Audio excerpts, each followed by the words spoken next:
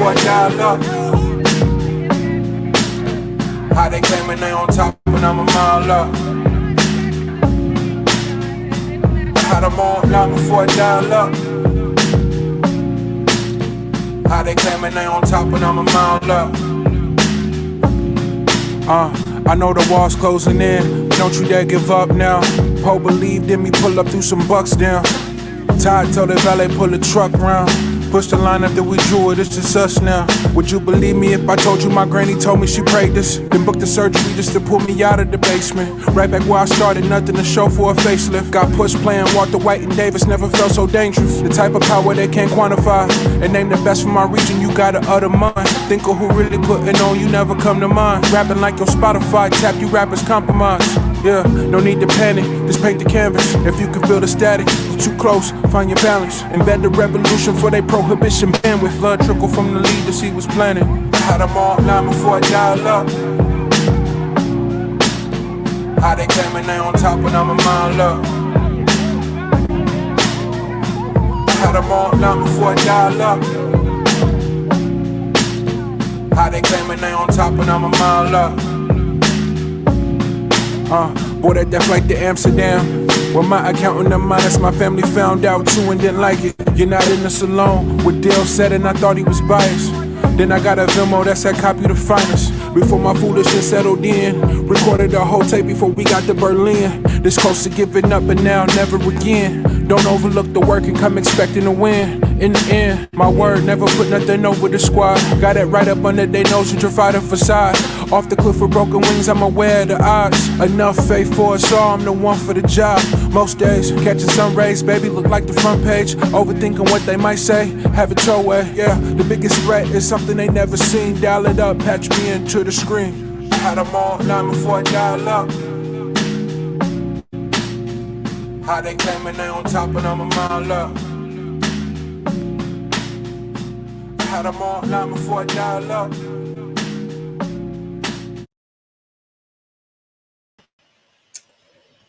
Greetings, everybody in Lukman Nation. Saludos, salutations. Good to see you again. It is me. It is I, Jackie Lukman. I am back in Babylon. I'm not happy about it, but here I am. I am happy to be back and back on Lukman Nation, the most dangerous show on social media, on the most dangerous platform on social media. That's Black Power Media. So glad you decided to hang out with me on another Friday evening. As I said, I'm back from revolutionary Cuba. It's been a heck of a month or so that I've been kind of traveling all over the place. Didn't intentionally plan it that way, just kind of worked out that way that I was in Venezuela for a week. And then a few weeks later, I was in Cuba for a week. And, you know, just, it's amazing. It's amazing. And it's too much. I thought it was too much. The trip to Cuba was too much for me to just share by myself, because Cuba was a different experience from Venezuela, and we're going to get into that. But before we do, I want to get into some housekeeping. Of course, look, if you are watching this stream through Black Power Media on YouTube, you know you should be a subscriber. So subscribe to Black Power Media right now if you have not done so. Then click the notification bell to make sure you get notified when everyone on this channel goes live or uploads content. And there's a lot of amazing Black radical revolutionary content on this piece. I'm proud to be a part of Black Power Media, and we are growing and expanding, excited for everything that is to come. And you can also support Black Power Media through Patreon, patreon.com/Black Power Media. But did you know you can also support Lukman Nation through Patreon? Yes, you can. Patreon.com/Lukman Nation, LUQMANNATION. And you can also follow Black Power Media on Facebook and Twitter, excuse me, under Black Power Media, and on Twitter, Black Power MED, the number 1. And you can follow me also under Lukman Nation, LUQMANNATION on Facebook and Twitter. Twitter handle is Lukman Nation, the number 1. Okay. It has been an incredible week, um, in a place that I have dreamed about visiting. It has been a dream of mine to be in Cuba for May Day for years. Ever since I knew that May Day was actually International Workers' Day and that countries around the world celebrated workers, because that we don't do that here in this country. And then I heard about Cuba's revolution and I learned more about it. And then I learned, oh my God, Cuba has this huge May Day celebration. Probably, I think I've known that for maybe 20 years, and I've always wanted to be in Cuba on May Day. And I got the opportunity to do exactly that. And it was an overwhelmingly emotional, radically perspective shifting experience, and I am not going to hesitate any longer getting into it. I am going to bring on my comrades, my guests, my friends, my fam, my fellow organizer, Netfa Freeman. What's up, Netfa? Netfa is an I'm organizer with the good. Pan African Community Action and fellow organizer with the Black Alliance for Peace. What's going on, sir? Hey, I can't call it. You got the best hand. It's your world. I'm just trying to live in it. No, Oh, okay. I see how we doing. All right. So, are some more folks going to join a little bit later? um, let me see. Mackie should be. I'm sorry, Makeda Sheffield should be joining. Let me. Oh, okay, cool. Well, But I can. look. Uh, huh? What you gonna say? No, I said, well, look. Well, let's start off with um. How many times have you been to Cuba? Because this was my first time. But this was not your first trip to Cuba. So explain to people the role you played on this a trip to Cuba in particular, and how many times you've been to Cuba. So how many times I've been to Cuba? Well, it's about 8 times maybe. And the role so I've done different, gone for different ways and different reasons. So the first time I went though was in 1993 with the Vincent Ramos Brigade. And the Vincent Ramos Brigade has been going for a long time. They take people on travel challenges, a work brigade like the one we went on. Only it's a travel challenge. They've been doing this since like the 60s or maybe the 70s, some quite a long time. And so the first time I was with the Vincent Ramos Brigade, and they do a similar trip like ours. Only when we say a travel challenge, it means that they're not unlicensed and they're like intentionally. It's a political act to defy the travel restrictions by the U.S. in terms of going to Cuba. And there's other groups that do travel challenges, but that's Vincent Ramos Brigade.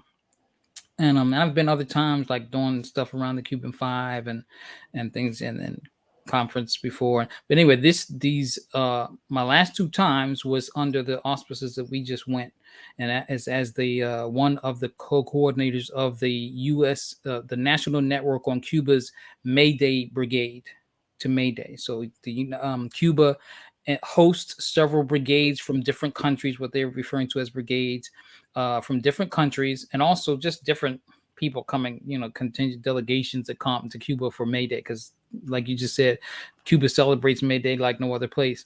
And so the National Network on Cuba is an umbrella organization for different organizations within the United States that are trying to do some type of solidarity work, normalize relations with Cuba. And so that's so the people apply and then they come on this work contingent. This is a licensed trip though with the Mayday Brigade, the NNOCs, and then we do similar stuff like the Benjamin. We do work in the fields, in the gardens, and agricultural stuff with the Cuban people and other types of work. And then we also do a host of seminars and different things, learning about the country, and we're there with other people from other countries, and so it's a great way to build worker solidarity and international movement building there. And so so the last two times was this time, and then in 2019 we were also the coordinators then hosting the brigade. So our role is to kind of interface with the Cubans, and then the people, the brigadistas as we call them, that are part of our brigade, and sort of play that kind of a grounding coordinator for us. So we. Yeah. I should have included in your introduction that you are now or I am now a fellow brigadista of yours, a title I proudly wear, and excuse me, Makeda Sheffield, who is your daughter, and I think this was also her first trip to Cuba, is about to join us in a minute or two. But I hate to introduce her as just your daughter, because she is much more than that. She is much more than that. So let me bring her on. And Makeda Sheffield, how are you, fellow brigadista? I'm doing well. How are you? I am very unhappy to be back in Babylon. Yes. This is where we have to be until I can get my snowbird visa in about 5 years. So I just introduced you as obviously fellow brigadista and daughter of Netfa Freeman, but you're so much more than that. So tell people about who Makeda Sheffield is. Well, good evening, everyone. I am Makeda Sheffield. It's great to be here with you.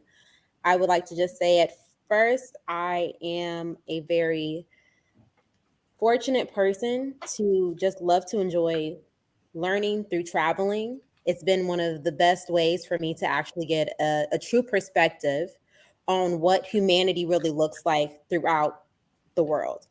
And I am also a news producer as well. I do a lot of video editing and things like that. And so that is, I think that's a lot about myself right there. So, hello. Cool. So I have to tell you, I didn't know what to expect, right? Like the first, I was able to come on half the brigade, which is not normal. And I just want people to know that like no special exception was made for me because it's me. That is not. I don't want people to get this weird idea that, oh, they made this exception for Jackie Lukman. No, I think that they were just happy that I still wanted to be a part of the brigade, even if I couldn't participate in the whole thing. And, they were willing to work with me for that. So as much as I miss the work part, because I really wanted to participate in the garden work. We can't say certain words in the garden work. I really do. I really miss being able to work with the Cuban people. I was very happy to be able to participate in the brigade and be there for May Day. So not knowing what to expect we get up early, May Day, like literally the next day after I get there. I'm already tired. It's dark. We're getting on this bus and we ride to Revolutionary Plaza. It is dark out there. And the South Africans already got spirits. I'm just walking along like I am at Revolutionary Plaza in Cuba. Oh my God. The South Africans, they break in strong. And this is us literally walking onto Revolutionary Plaza. And they are showing out. And I'm feeling the emotion, because there's a story behind it. I'm gonna tell you that later, but I'm feeling the emotion. And I'm like, I'm not gonna cry, I'm not gonna cry, I'm not gonna cry. And they just singing and dancing. And then they hit this one.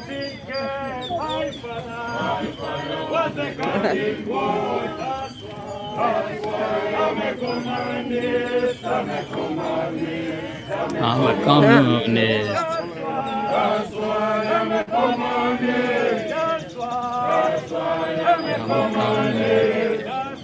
I'm a communist. I'm a communist. I'm a communist. They are singing, "My mother was a kitchen girl. My father was a garden boy. That's why I'm a communist. I'm a communist. I'm a communist."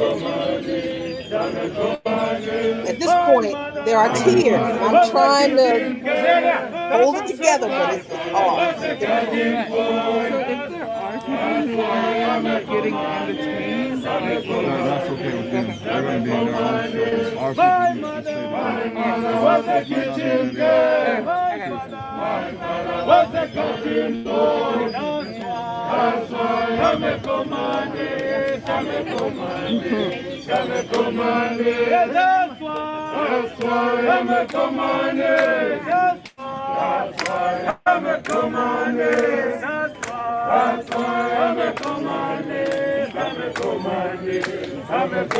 See our comrade Ken Morgan, who Ken is, I think, is in his 70s.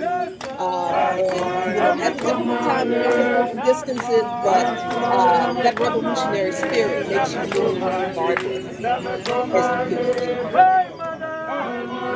you can see.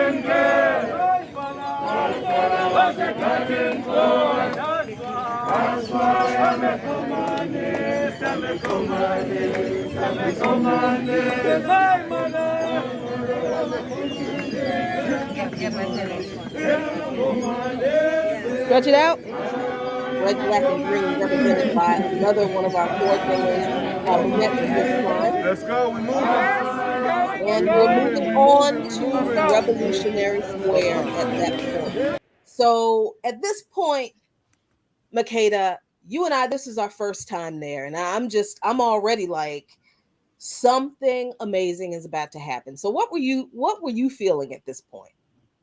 I think that it was just such an overwhelming experience, especially traveling there with the South African delegation who were singing. It was, to me, it was kind of beautiful early in the morning on this journey to the plaza. You're passing everybody who is also making their way there by foot, or because it's a lot of security checkpoints, so they're not necessarily driving. So you're kind of already, I feel like as the U.S. and South African delegation, as we were together, it seemed like they were also like getting us prepared in order to have this sort of explosive day, because that's what it genuinely was. We were able to see the sunrise as everybody gathered into the plaza. It was, then now we're looking around and there are people on the whole other side of the square who you see are coming in droves of tens, thousands.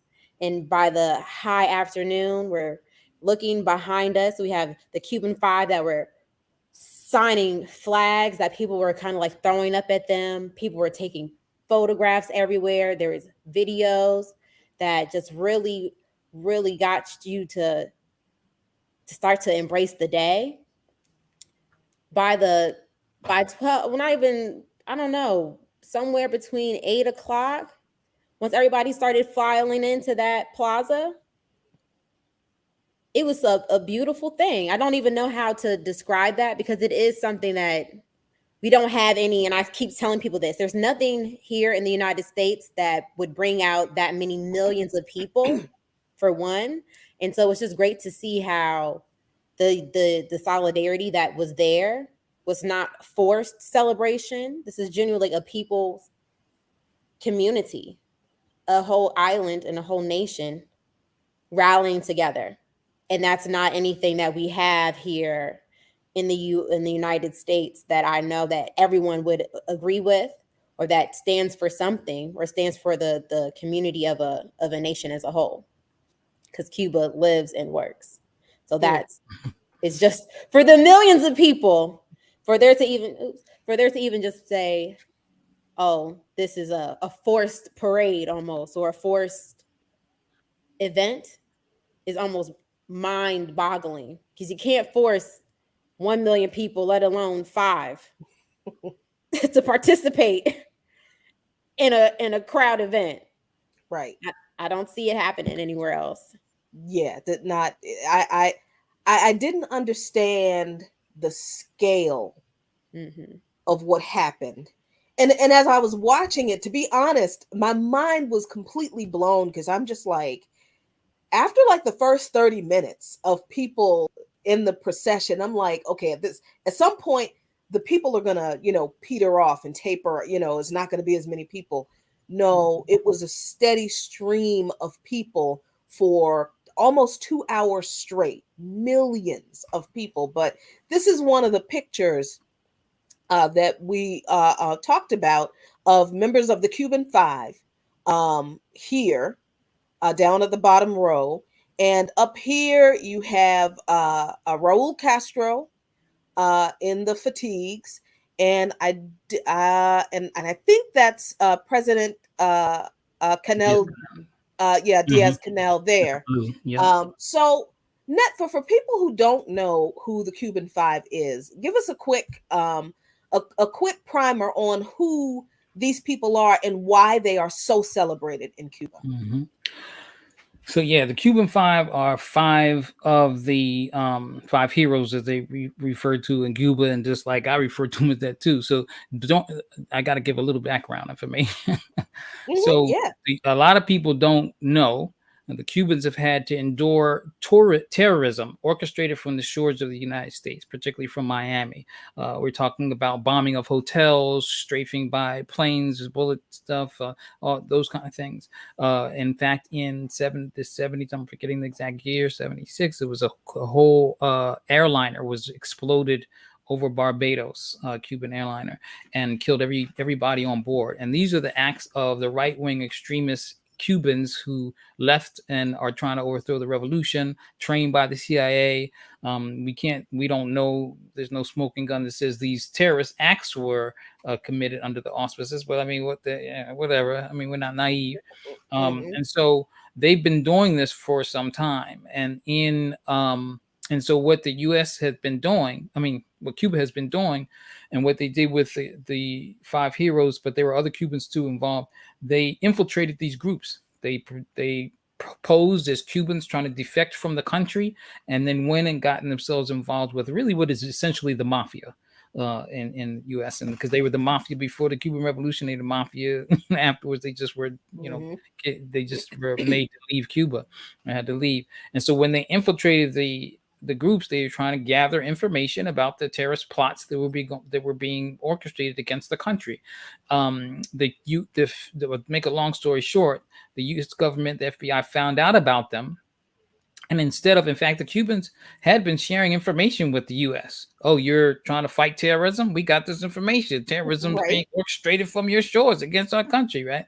Now, it wasn't that information that got them exposed, that got the agents exposed, but because, but that's another story altogether. But the point is the Cubans were, operate on good faith, and then the U.S. didn't do anything. Instead of doing anything about the terrorism, they harbor these people, Orlando Bosch Posada Carriles, Luis Posada Carriles, who both of them are passed away now, but these are the top dogs in these terrorist rings. They went and found out who the Cubans were and locked them up. A lot of them, got deals or whatever, but the five were, and particularly Gerardo Hernandez, who was like the leader of the WASP network, were imprisoned. And they got some lengthy prison, at least a decade for each of them, sometime, up to 20 years. Geraldo got 2 life sentences plus 15 years. That Wow. means if he was reincarnated a couple of times, he'd still have to go back to jail for 2 years. So he was, but anyway, when they were imprisoned, it made big news. Oh, they were spies busted working for Fidel, all that kind of stuff. They're not spies. For the legal terminology for them to be spies would mean they would have to be infiltrating the U.S. government agencies and collecting information that was security information from the U.S. secret information. Now, unless the United States government is trying to claim the operations and the plans of these terrorists, then they're not spies, right? And so, but then that was big news. It was news in Cuba, and of course, the people in Cuba embraced them as heroes because this terrorism was, happening in their country. And so, throughout the time they were arrested in like 1999 or about 1999. And so, from that 1999 all the way into 2014, a big campaign was waged by the Cuban people. And then the Cuban government was doing what it could, releasing, in fact, Fidel predicted and said that they will come home, right? And then some of us, like in the International Committee for the Freedom of the Cuban Five, that I worked in the International Committee, but there are other committees, the National Committee, the Freedom of the Cuban Five, other groups were working on it too, were campaigning to get them released. And 2014 was when everybody knows that Obama administration was opening up the doors to normalize relations with Cuba. And the beginning of that normalization, one of the what you call rapprochement, acts of goodwill or whatever, one of them on the part of the United States was to release the Cuban Five. I mean, obviously that was on the table. I mean, if I was the revolutionary government, we should be having that kind of leverage. We got to gain power so we can demand freedom for our political prisoners. All these political prisoners. Right. This is the whole scroll of right. And so, and it didn't make it made it a lot easier that we were the people and the Cuban people and those of us on the outside were doing what we could to expose the injustice of it and make it harder for them to even rationalize imprisoning and keeping these people incarcerated. So they were all freed. In fact, in two of them had already been freed because of different circumstances. Like Rene Gonzalez was almost, he was through a lot of his sentence, but the remaining sentence he didn't because his father was dying, or was his brother, maybe his brother. I can't remember which was, and they kind of did I don't even like to call it compassionate release, but maybe that's what we're going to call it.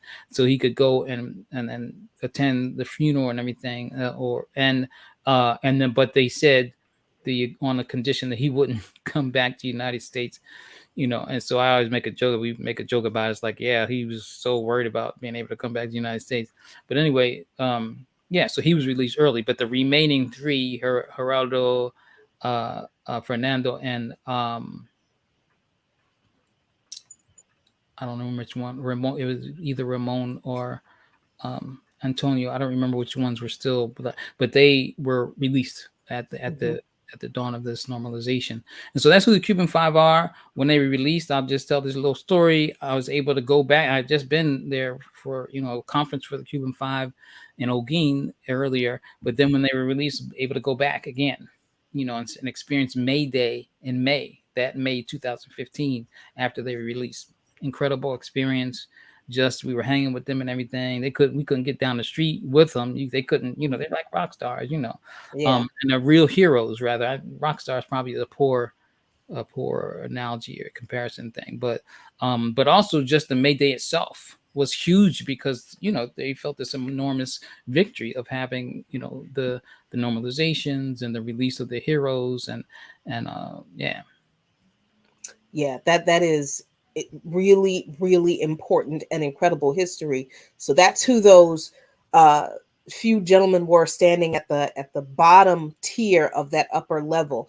And I just want to share these pictures again of the of Revolutionary Square, excuse me, before the sun came up, because someone said that they didn't know that these pictures in Revolutionary Square lit up. I did not know either until I was there, and look at that. They're all lit up in absolutely beautiful.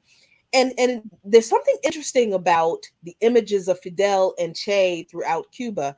And that is that you will find more images of Che throughout Cuba than you will Fidel, because Fidel did not want his image, painted on buildings. He didn't want streets named after him and that kind of thing. So that really doesn't exist. You'll find some billboards in places where people are thanking Fidel. But I think there were just recently a museum, I think, to Fidel was open because he did not want that. But you will find images of Che Guevara all over the place. And it was just a very stark difference between the way his image and, of course, the stories about the revolution are demonized and criminalized here in the United States. But the people in Cuba, yes, these men are heroes, and their images, their likenesses, and their impact, their history, what they did for the country is treated with a great deal of respect and gratitude still to this day, and will continue to in Cuba. So let's get to May Day, because let me share this one quick video from your Twitter feed, Netfa, about the beginning of the May Day parade. This is the very, very beginning of the parade, y'all. Se acerca y avanzaba el gigantesco bloque de más de 50.000 trabajadores de la salud. Look at all those people. That's how it started.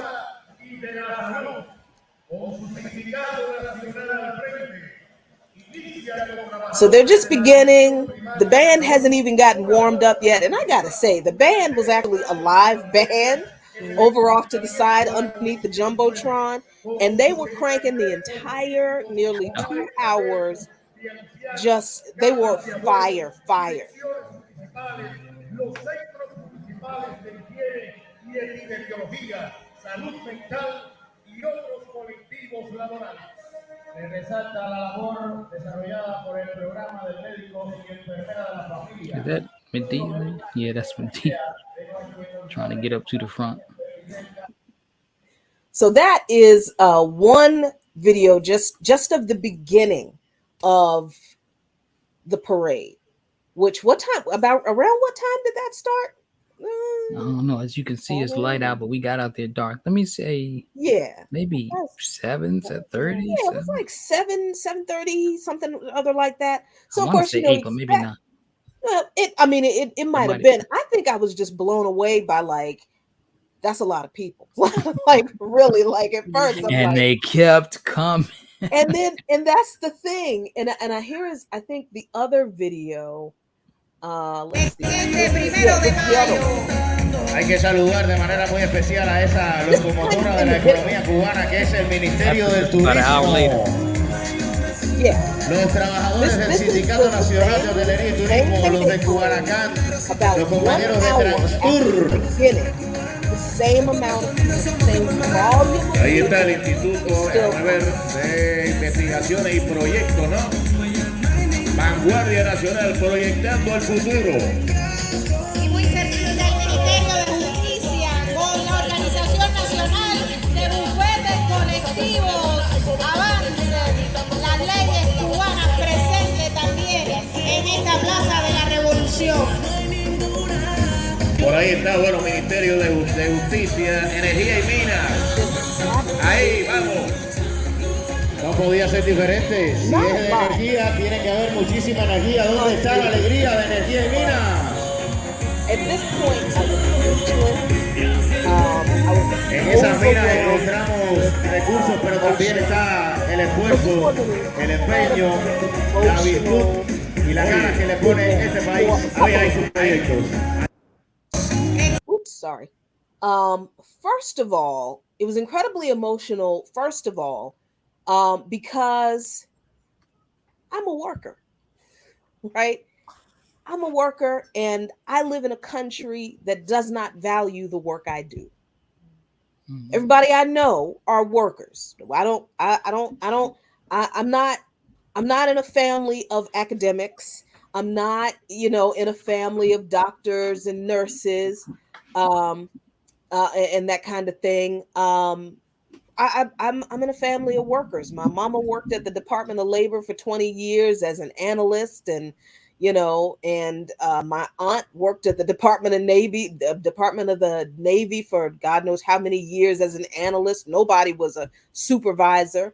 I got bus drivers in my family that, my daddy drives a school bus. Well, he retired. He better have retired.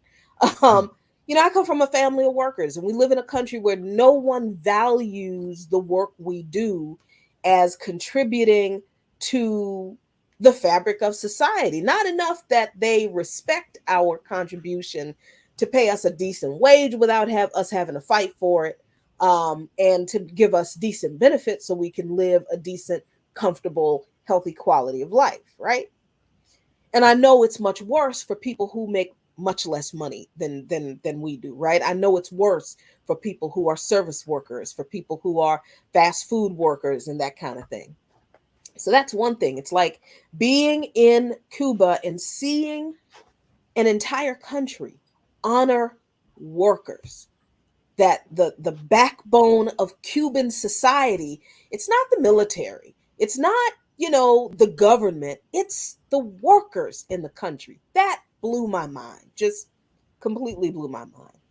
And of course, it was also emotional because I'm actually doing these trips a year earlier than I'd planned, because I planned to be doing them with Mr. Lukman, but he's not here. And this, I know, was something that he would have loved. That man would have loved seeing all of those workers, millions and millions of workers, being celebrated. Oh, he would have complained bitterly about having to wake up early in the morning.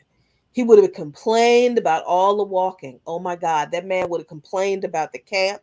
He would have cussed somebody out about, why are we not sleeping in the same bed? Why do we have to sleep in these, dormitory rooms? And what do you mean, communal bathrooms? Oh Lord, he would have complained about all of it. Complained about the food. Yes, he would have. But May Day, that man would have loved May Day. So yeah, I all the emotions, I could not hold on to them anymore, and I just broke down. And it was the best thing. It was the absolute best thing, because I was exactly where I needed to be. So May Day was just this fantastic, over the top, way more than I expected kind of, how do they do this every year and contain themselves? But then I had to remember, Makeda, that these people are defending their revolution to this day, right? They are defending the revolution that Fidel and Che and they won back in 1959 from the continued attacks of the US government that are going on to this day, not only with the blockade, but with continuing to support right-wing forces in the country that continue to cause trouble. Like there was this weird right-wing uprising just last year in Cuba. So they didn't have a May Day since 2019 because of the pandemic. So this was also the first May Day since the pandemic. So the Cuban people were coming together to definitively, I thought, to definitively say we are still defending this revolution, but also like a response to that right wing foolishness in I think it was July of 2021, and also to send a message to the U.S. and its allies, blockade or no, the revolution is still strong. Did you kind of get that kind of defiance from the attitude from the people, Makeda? I think that defiance is also like based in their humility and gratitude for the way the revolution even happened. So paying homage to the different leaders who have set example for what taking care of your people first, what that looks like. And so as you have a younger generation that's coming up, you can see in Cuba that it is very important across the board, from everybody that you talk to, everyone that you interact with. There's always that same message. We want the children to understand and to know who is paying it forward. When you pay it forward to the people first, we all win. If you look for the humanity in solving a global crisis, instead of looking for dollars and cents, you come first. It's when you say, hey, we have to understand where we come from in order for us to know where we need to go at the same time. So I think that it's apparent when you have the children outside participating in voting from a very young age, which is also similar to when I was in Nicaragua. The kids are included in their governmental processes, which is not something that we have here in the United States. Everybody understands from a very young age what they're there to do and what it means to stand up for your constitution, or what it means when your government wants to put you, your education, your health, and your sovereignty in the hands of everybody there and in the hands of the workers instead of in the hands of big businesses and corporations. You can see the difference from a very young age that they are there to defend their national anthem at this point. They believe that. They're willing to fight for that. They are willing to defend and stand up for that. And that goes down from everybody from the top to the bottom of their society. And you can see that. And I feel like that starts with the youth and the children. Absolutely. You know that, I think. Go ahead, Nefa. That reminds me what Makeda said. See this? I don't know if you can see this thing I haven't been having on that wall for I don't know how long. And so that's Fidel. What year is that? It says 1989. And the quote says, "If fate were to decree that one day we would be among the last defenders of socialism in a world in which U.S. imperialism has realized Hitler's dreams of world domination, we would defend this bulwark to the last drop of our blood."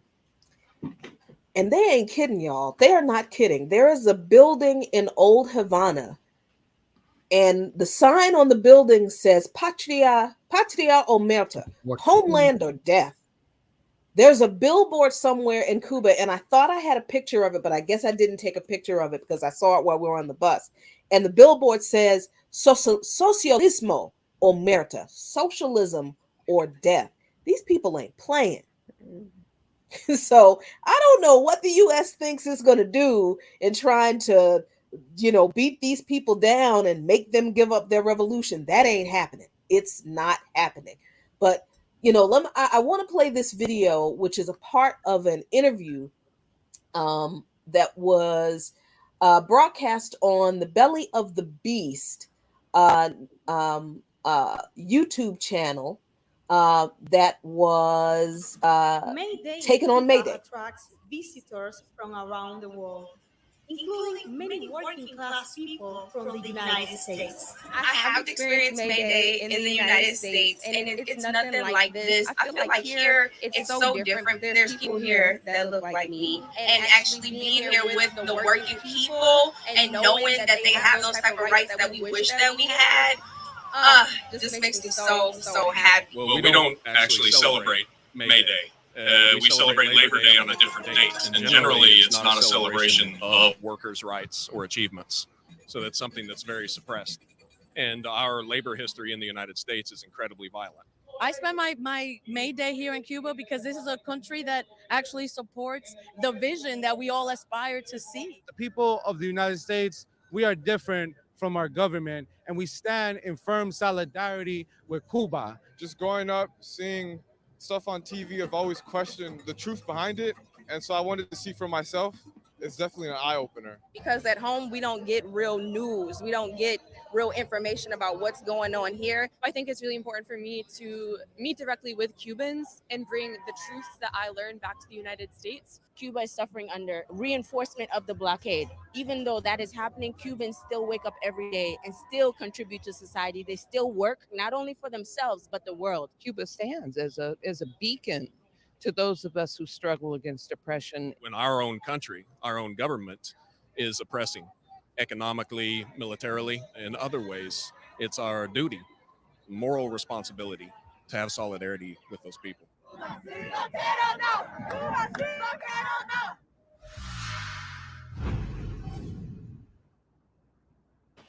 So I'm going to drop the link to that video for you. Oops. I do not want the code for that YouTube channel. No, I do not. I'm going to drop the link to that video for you all in the chat so you can watch and share it widely. Yep. And if I might just plug Belly of the Beast films. I can't remember the name, but if people web search Belly of the Beast War on Cuba, it's a website it's a crew, a documentary crew. They do some incredible things on Cuba. They don't sugarcoat it. They'll tell you the good, the bad, and the ugly of the revolution in the States. So they're not like they're just straight up real journalists, but they also will tell the good, bad, and the ugly of imperialism. And so they do a lot. They've got a lot of episodes up there. I think they're up to 7, and they're very informative. And it's led by this young Afro-Cuban sister, Liz Olivia, I think is her name. I keep getting is like her name, but yeah, and she's the narrator, and it's just incredible, very well done work. And so check it out. Maybe I can they find do it. some really great work. I dropped the link to that video in the chat for y'all, so you can go to their webpage and look at all of their YouTube page and look at all of their work. So you all went to a biotech facility the week before May Day, and I'm interested to hear about that because look, we in the United States, we're a bunch of sick people. I'm one of them. I got hypertension. I got this chronic kidney disease that I was just diagnosed with last year. That crept up on me out of nowhere. I don't know, what it's about. People, I have diabetics in my family. People have had cancer, and medical treatment, healthcare in the United States is crap. It's crap. And if you get good healthcare, that means you have good insurance. But if you have good insurance, that means you're making good money. And most of us don't have it like that. And if we do have decent insurance, we can't afford the level of insurance that would actually give us the full coverage we need because of deductibles and stuff like that. So what did you all learn from the trip to the biotech facility last week? Want to go first, Maggie? I would say that there's just like so much that we learned. You almost feel kind of clueless or ignorant knowing that these, like I will say, vaccines even existed. You're like, wow, I didn't even know that this was even being like worked on, or that this could even be a possibility. And so I'll give a few examples. First of all, I cannot explain the presentation that was given, but it was the most straight to the point, graphs and charts and numbers, results proven sort of situation from this very, very passionate doctor there at the clinic. But he went through this kind of great explanation on how the medicine. Oh yes, how the medicine system works. Yeah, it's like I have no clue how to go through that, but anyway. So one of the first things I'll say is that I was not surprised, but I think it's important to understand that here in the United States, like you did explain, we have to pay an arm and a leg, probably literally, in order to have attentive doctors who are listening to our concerns as patients, but also to even receive surgeries or adequate attention, or even maybe we need to search for like a specialist. It may cost a lot in order to have those concerns addressed, or even to receive a diagnosis at the same time. But one of the charts that was shown was how the United States and Cuba have the dead on similar life expectancy, let alone being what is considered a third world nation, right? So people who are living in poverty, or who are supposed to have so much less in life, are living healthy lives and full lives with far less, but also solving a lot more of the health concerns which need to be addressed, such as pretty much, I want to say, like eliminating, or they just had the first non-HIV transmission birth or pregnancy. Wow. Which is an astonishing thing, but you don't hear anybody praising that discovery or even acknowledging that this happened from a country like Cuba, or even how they have found a cure for type 1 and type 2 diabetes, which is a prevalent problem here in the United States, where people literally have to go without, and we're talking about hundreds and hundreds of dollars for some cases to provide their children with insulin every single month. And here we have a country like Cuba who is legitimately saying, hey, we have found a cure in order to address these problems, or even a cure for diabetes. One of the leading causes of death for who in the United States? Us. Type 2 diabetes. Cuba has a cure. I'm sorry, go ahead. No, but it's just like these things are just they are, when you're hearing these you're watching, you're following along, and you cannot fathom how this is not being discussed, or how they found a way to, instead of he explained that if you have a tumor in your face or alongside, they have found a way to, instead of you may lose your eye, you have to carve a section of your face out. They found a way to cure that as well, or they're working on these different advancements in medical medical advancements and things like that. It's bewildering. And he also goes through this structure of how everyone is not competing against each other. We're not all trying to make $1 million or $5 billion. What? So now we're we're not trying working to make together. money off sick people in Cuba. What? I can't believe it, right? So you're just talking about how we're going for, we know what to cure because we're looking at the leading causes of death first. So we know what to address. So that's what that's what we need to handle. That's it. We need to start there first. We don't have the resources to experiment the way that money would allow you to in the United States. Instead of trying to find a cure or to find a way to limit or exacerbate a problem, it took almost forever, it seemed, to find a vaccine for the pandemic. Yeah. But they're giving money to, they're not even giving money to that. They're giving money to militarism. Right. So there's a couple of questions in the chat about Cuba's diabetes treatment, and I have a question about the lung cancer vaccine. But I just happened to look through this slide deck really quickly, and I like that they give an overview of how Cuba's health programs work, what they do. They focus on the prevention of infectious diseases with prophylactic vaccines. This is why in Cuba, people didn't hear about vaccines and they were like, oh no, because number one, they trust their government, because their government is literally their government, right? Yeah.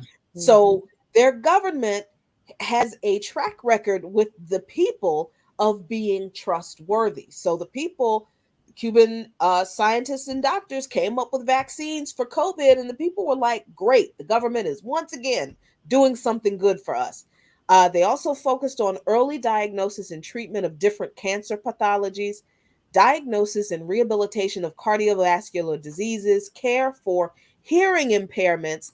How often do you hear the medical community in this country talk about people with hearing impairments at all, other than, to give them hearing aids, which is just another way to make money off of, early detection of neurological development in infants, massive pre and neonatal screening. Massive pre and neonatal screening. It's not an option that you have if you have good insurance. A woman is pregnant, she gets massive pre and neonatal screening. Free. It's free. It comes with being pregnant. That epidemiological surveillance, what the CDC is supposed to do, but really doesn't, because the states kind of choose to, whether they want to report to the CDC or not. No, the Cuban government really does do that. They do track, all of their work, monitoring and treatment for diabetes and its complications. Okay, so now let's go to the slide which talks about diabetes and its complications. And I think I'm gonna be able to give you a link to this, but let me see where the slide for diabetes is. 31, 4, 5, and 6. Is this it? Oh, here it is. National Program for Controlling Diabetes. Excuse me. People with diabetes and diabetic foot ulcers in Cuba. Now the number of people affected by diabetes in Cuba increased, and they show this in the chart, between 1991 and 2020. And they focus specifically on diabetic foot ulcers, which is what leads to amputations. And as my granddaddy said one time, once they start cutting on you, you'll die pretty soon, which unfortunately, that's kind of the way it goes with diabetes. So there's all of this. They just throw all of this information out there. They're just like, yeah, this is the research we did. Here you go. Yeah.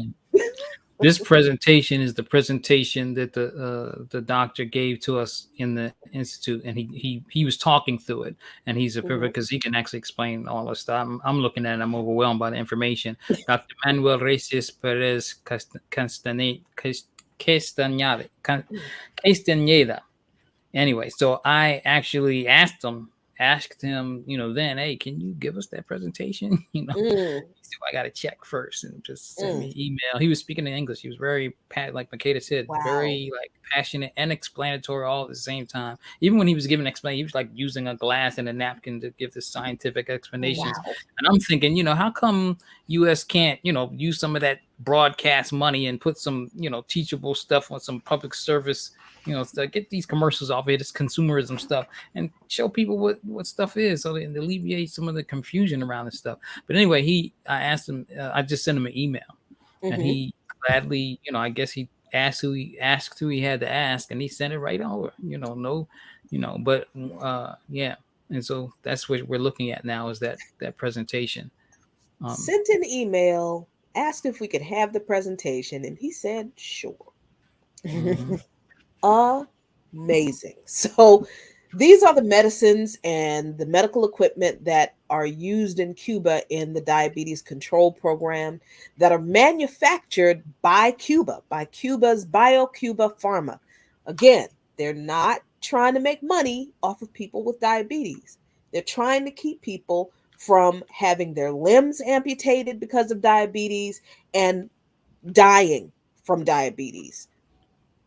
A microalbumin detection kit. I don't know what that is.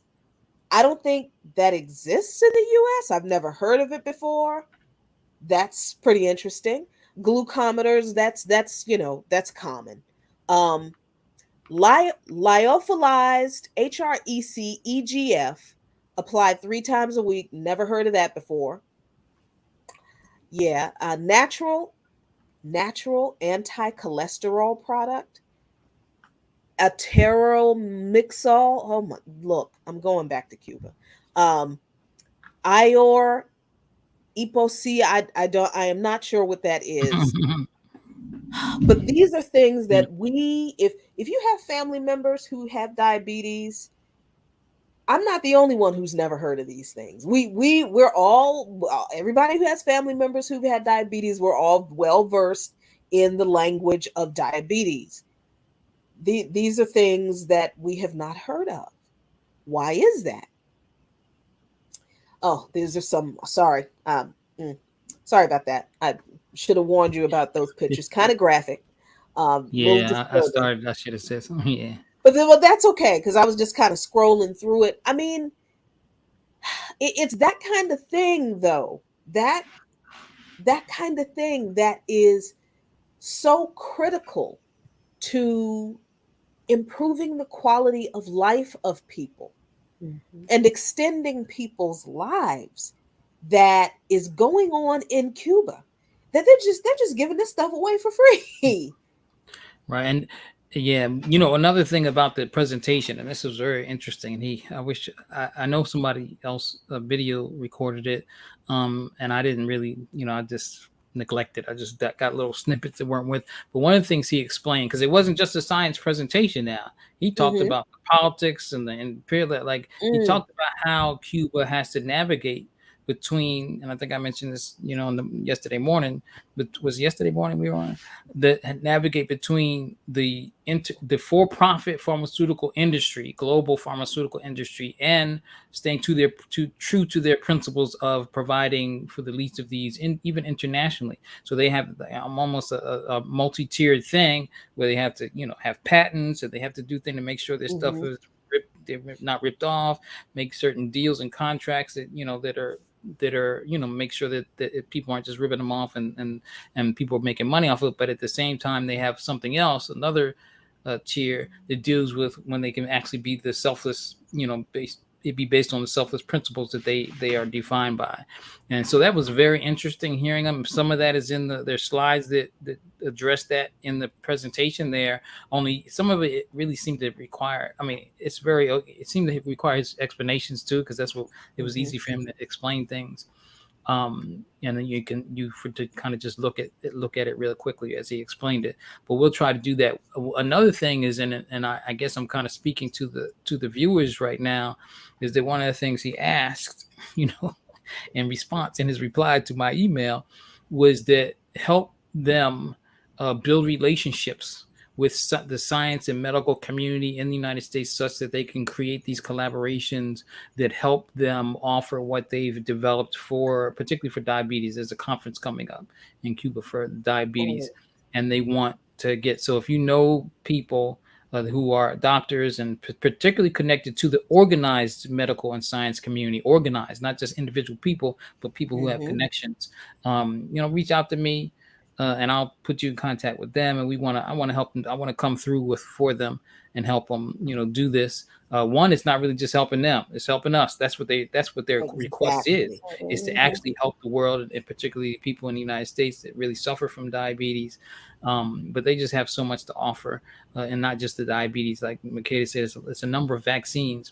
One of the things that's interesting, and just a little, quick story of when the pandemic first started. We heard about how Cuba was going out and helping other countries. This is before any vaccines were developed. With the interferon alpha 2b, it's a treatment that mitigated the severity of the COVID the COVID virus, and it's used for a lot of things. Anyway, when they started, they were helping, Italy, other places, all that kind of stuff. And this thing was, wreaking havoc in the United States. Seemed like they didn't even know what to do, right? This was before any vaccines. Right? But we already saw Cuba. Some people might remember, they didn't make a big deal out of it. There was a cruise ship that came from England. I don't remember where it came, but it was docked off the United States, off the coast of the U.S. And the U.S. was like, "Nah, you can't come here," because there was an outbreak on the ship. Right. Oh yeah, I remember that. Yeah. And Cuba let that ship dock, and they offloaded the people into hangars, and they created a makeshift places to treat the people and then send them back home. I mean, they were out there for a minute. For I don't remember how long, but they were out there for a minute. People were like, "Nah, you can't come here," and Cuba was like, "Come on."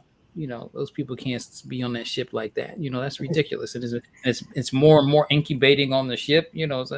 But and supplies run out. Anyway, Cuba did that. Anyway, these really high, like really notable things that some of us who pay attention to don't rely on U.S. corporate media for our news saw that this was happening, right? And so we even there was even people in the solidarity community that got word to Fauci's people, "Hey, are you familiar with Cuba? We're having a hard time here. Do you know what Cuba's doing? I mean, they could help us." And they were like, "We know."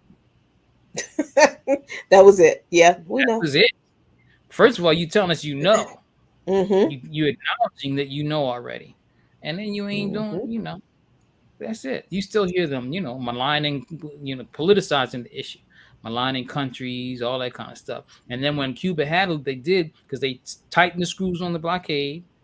and they did certain things that made it hard for Cuba to get supplies, particularly syringes. We had a campaign with 1 million syringes for Cuba because they couldn't get syringes to actually vaccinate their own people at the time, the beginning when they first started getting their first vaccines.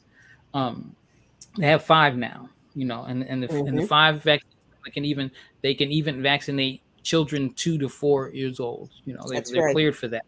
They even have a nasal, nasal vaccine exactly. that's administered for chronic COVID patients through nasal delivery, and it's effective. And so, so they, once they tightened the screws on them, there was a little outbreak. I mean, it got kind of bad in Cuba for a minute. Then they start looking at Cuba and reporting it. Oh, look, they ain't got it together, But of course, I don't know. I'm kind of being hyperbolic in how because I'm not quoting anything really. But that's when the coverage came, right? And you wouldn't know that they were. But Cuba got it together, hunkered down, didn't let any, didn't let no more gringos.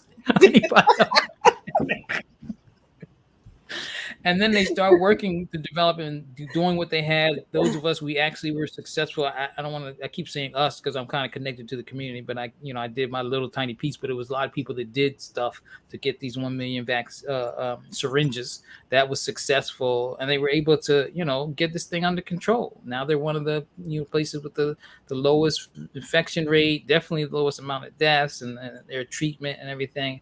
And they have 5 vaccines. With the highest vaccination rate in the highest vaccination. Right. What was it? What I said? Vaccination rate was like 98%. Yeah.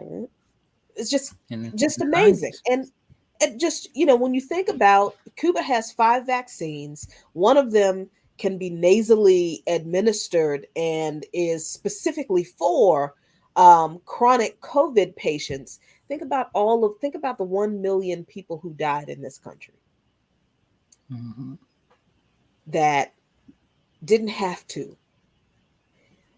There is, and I'm still looking at some of the slides, but the graphics are they're a little bit much. But Cuba has developed something called heberferon, which is a combination of interferon alpha and gamma, and heberferon has been shown to decrease the rate of appearance of new lesions in patients with non-melanoma skin cancer and with basal cell carcinoma.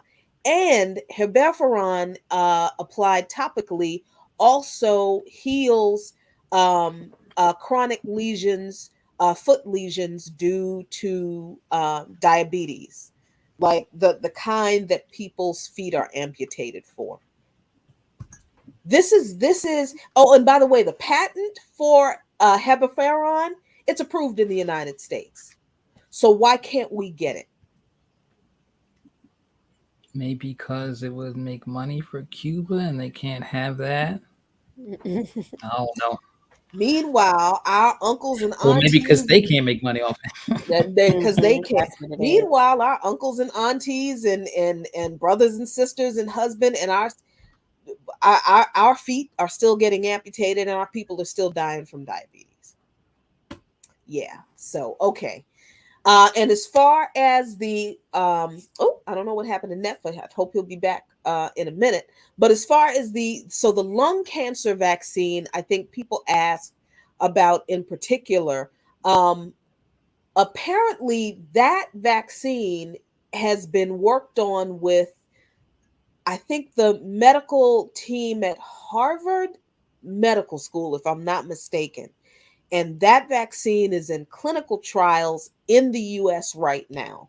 So yeah, the amount of vaccines that they've, it's not only vaccines, it's also cures for like menstrual cramps or things. It's just, there are just so many things that you don't even have to absorb anything. They can be solutions that are applied to your skin, like you were just talking about. So yeah, there are a laundry list of oh my god, great amazing like medical innovations that are happening. All under socialism, all free to citizens. And Cuba is in solidarity with the rest of the world because Cuba shares its medical technology and its doctors and nurses with the rest of the world. Remember that time Cuba sent its doctors to the United States to help the people in Katrina? And remember when George Bush said, fuck y'all, we don't want your help? Yeah, that's the country we live in. All right. Anything else on the biotech visit? Thank y'all so much for bringing that information. That was so important for us to understand that Cuba is not only world renowned for its doctors, but the medical advancements that they are constantly implementing, that they're constantly realizing really is a benefit to all mankind. And they're very serious about being of service to all humankind. So I really appreciate you all sharing that information about that really important visit to the biomedical lab. Okay, you cool, Nefa? Yeah, I'm dealing with I was using the sunlight and it's gone. Oh. It's coming away. Cool. All right. So now May Day is over and we're starting to go into Cuba. Now there are several brigades in Cuba at the same time. So different brigades go to different places. Cuba, so everybody isn't all in the same place. We went to Santiago de Cuba. We went to, a lot of monuments along the way. But we went to Santiago de Cuba, which was really, really great. And I want to share, let me see, where is, I think this is it. So this is the performance that greeted us when we went into Santiago de Cuba. Sorry, let me slow that down. This is the performance that greeted us when we went into Santiago de Cuba. And I'm feeling this because I'm hearing the drummers and I'm listening to them sing I Alegua. And so I know they're singing about the Olympics, right? So I'm really, hoping to get more of this on this trip. But we didn't get a lot into the Afro-Cuban part of Santiago de Cuba when we went there. But because this was not your first time in Cuba, I think people do want to know.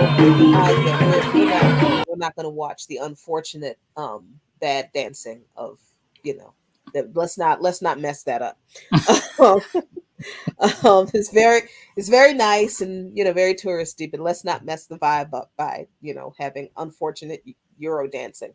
Netva, since this is not your first time to Cuba, can you tell people who I'm sure are wondering what is life like in Cuba for Afro-Cubans? Because there's a lot of talk, or there has been a lot of talk lately about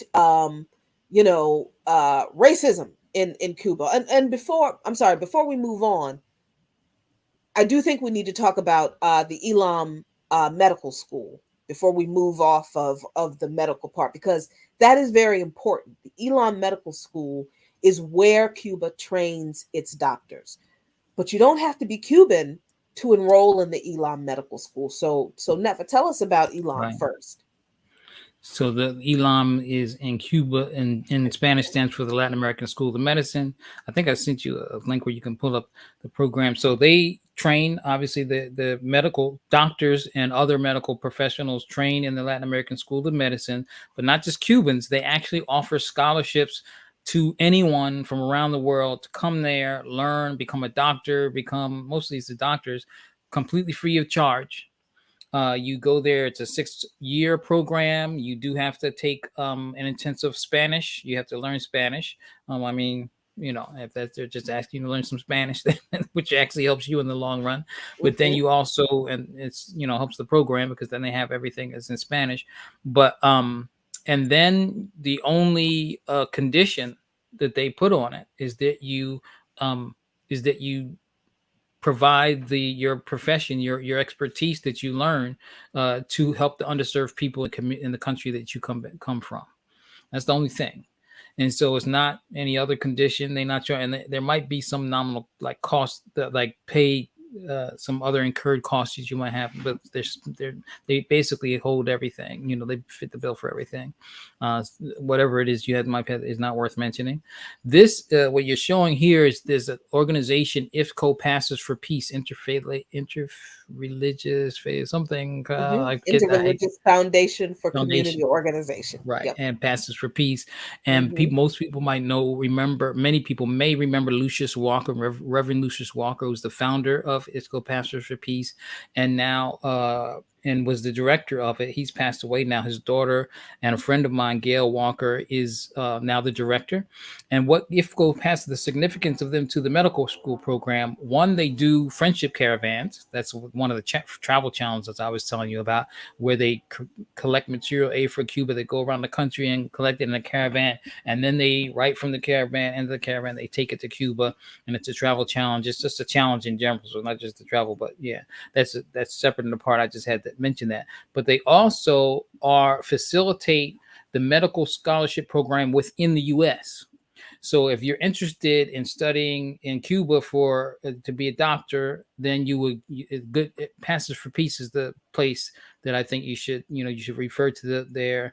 There was, I don't know if you can put the link in the chat there, but you can go and they'll tell you all about the program and how to apply, and help you be on your way to Cuba to become a doctor and come back to U.S. not only a doctor but a bilingual doctor. I did put the link to the website in the chat, so you can go check that out. All the information you need to know, all the the requirements are there. So there you go. All right. So now the question I think that's on a lot of people's minds, and I think we do need to address, is what's it like being, Afro-Cuban? Is there racism in Cuba, and are Afro-Cubans treated badly? Now, like I said, we didn't get to go to the I guess the mostly Afro-Cuban neighborhoods on the brigade we were on. But since this was not your first time, Netfa, I'm hoping you can tell us more about that dynamic between Afro-Cubans and the Spanish, the descendants of the Spaniards and that kind of thing, and what the environment really is like in Cuba in regard to race relations and that kind of stuff. And is it as contentious of an issue as it has been made out to be by some, remarkably, on the left in the U.S.? This is this is the big question. So, and it's really not divorced from like the general colonialism and racism and white supremacy in general.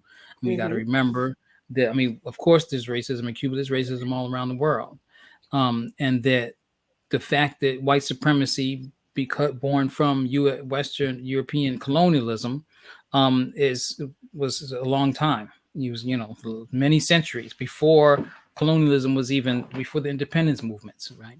And so there's no way, and the Cuban Revolution is how old? We talking about 60 years. 60, and so one of the things that happened in the beginning of the Cuban Revolution, there were the revolutionaries who felt that once you establish socialism and the basic access to the fundamental some fundamental things of human rights, fundamental human rights like education and healthcare and all that kind of stuff, then it would racism would disintegrate. Of course, we know that's not true. We know it's not true, and some of them thought that. Maybe some people here still think that. Fidel was actually the first one to acknowledge it publicly and talk about how they thought that and how it was wrong. And so of course there are ideas in people's heads, because racism is it's a power dynamic, political power dynamic, but it's also prejudice, racial prejudice, And that's the part that's persistent, that takes a long time and takes real political education work. Even there are Cuban leaderships and even scholars, particularly Afro-Cuban scholars, who acknowledge that even Cuba wasn't doing what it needed to do in terms of the political education around African descendants. In other words, you can't just, you got to ethos and a ethos is basically Spanish, your white and Spanish kind of thing. But there was always and has been in the Spanish colonies, but particularly in places of the Caribbean and colony, a strong African cultural expression and affinity, right? And so you even have in Cuba adaptations during the Spanish colonialism, Spanish colonization, where they would actually still try to embrace their African roots, but also having to obey the constraints of European colonialism. So, for example, Santeria, which is a spiritual practice in Cuba that is a combination of the African Europe tradition and Catholicism, which was brought by the Europeans. And so they, it was okay, we're not going to give up our other stuff, but we gotta, now it's become a synthesized thing over time, where they practice it in Santeria. It's very strong African aspects in Santeria, and it's not just in Cuba; it's in other places too, in the Caribbean and Honduras and other places. So anyway, you see that now Cuba has recognized Santeria and other religions as national religions statutorily. So people don't hear about this kind of stuff. So you hear, there are of course prejudices that happen and that kind of stuff. But in terms of equal access to things, there's the disproportionate amount of I think that the blockade disproportionately affects African descendant Cubans in a lot of various ways. Some things that aren't even the result, that not mostly that are not the fault of Cuba and the state of Cuba. Like, for example, in the tourist industry, you come there and you white and you rather prefer your depiction of you white or non-black Cubans, then that's what gets favored in the tourist industry. Also, so in the tourist industry, there's a lot of tip work, and it makes disparities in terms of economics too, because people are getting tips and things like that. Also, in the sense that the remittances that come back to the country, whatever they're able to get back, those are mostly the white Cubans that fled and came to Miami, and the rich white Cubans, right? And so they can send money back and do for their family, whereas other Cubans can't do the same thing with it. So these kind of disparities persist, and some of it you could say, maybe there's more examination to be done that the state of Cuba could do better at dealing with, but some are just not even it's out of their control. They can't really do anything about that.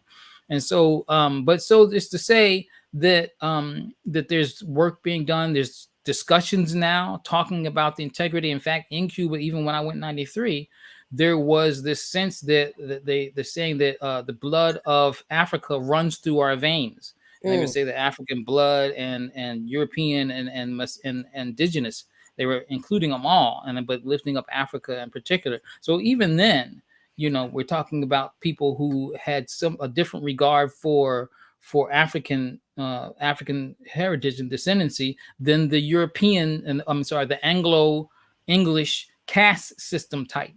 I mean, if you African, because also we have to look at the different colonizers. Colonization is colonization. It's bad. Slavery. But there are somewhat, I hate the word nuances, but there are kind of nuanced differences. Like, for example, the British always had a caste system.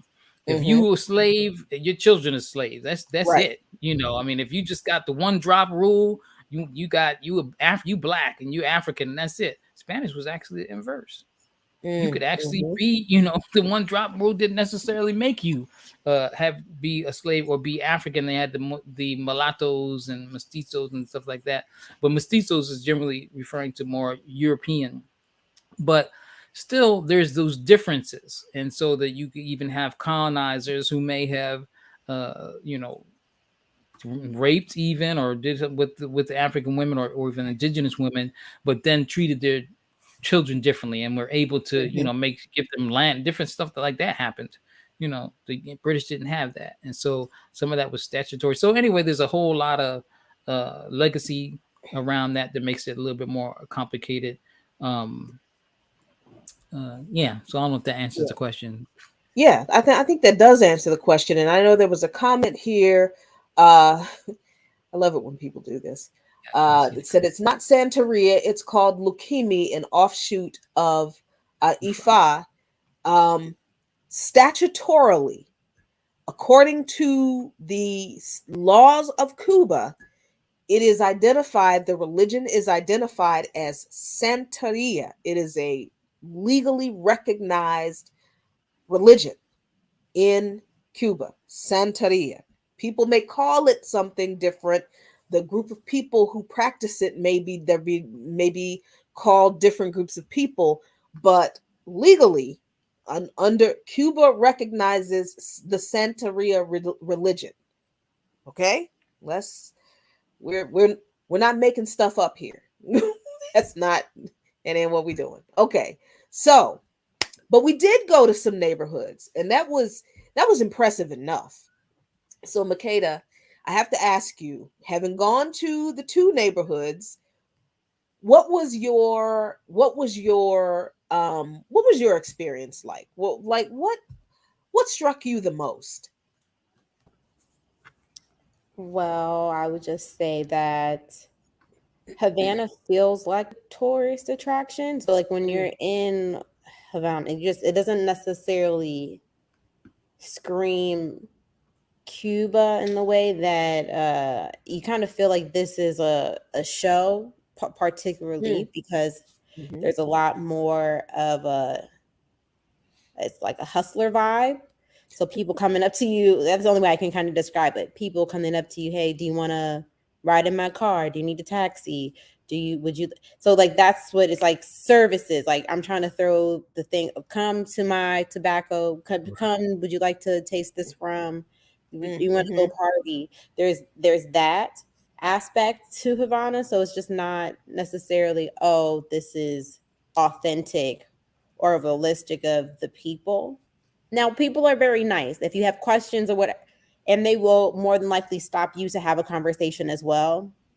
If you are, I found as like a colored person in Havana, it was more or less like other colored Cubans would approach me or to say like, hey, do you want to do something? Do you want to, that's kind of was my experience in Havana. But when you get to Santiago, you feel like you are walking down like the street going home.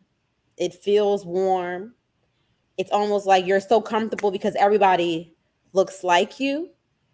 The only time that you realize that you don't is when other people are hearing you talk.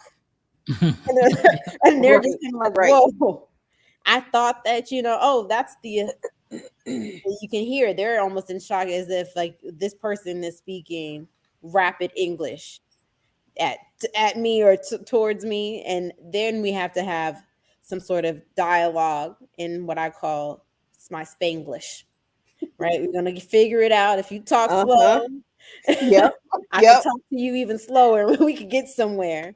But it's one of those things that you feel differently. Even the cultural demonstrations, once we got to Santiago, were just lively.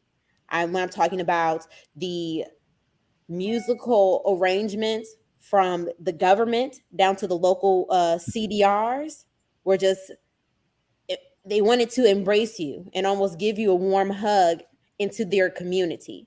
And when you do see that, it's there. Oh, those babies were, that was a show. The babies.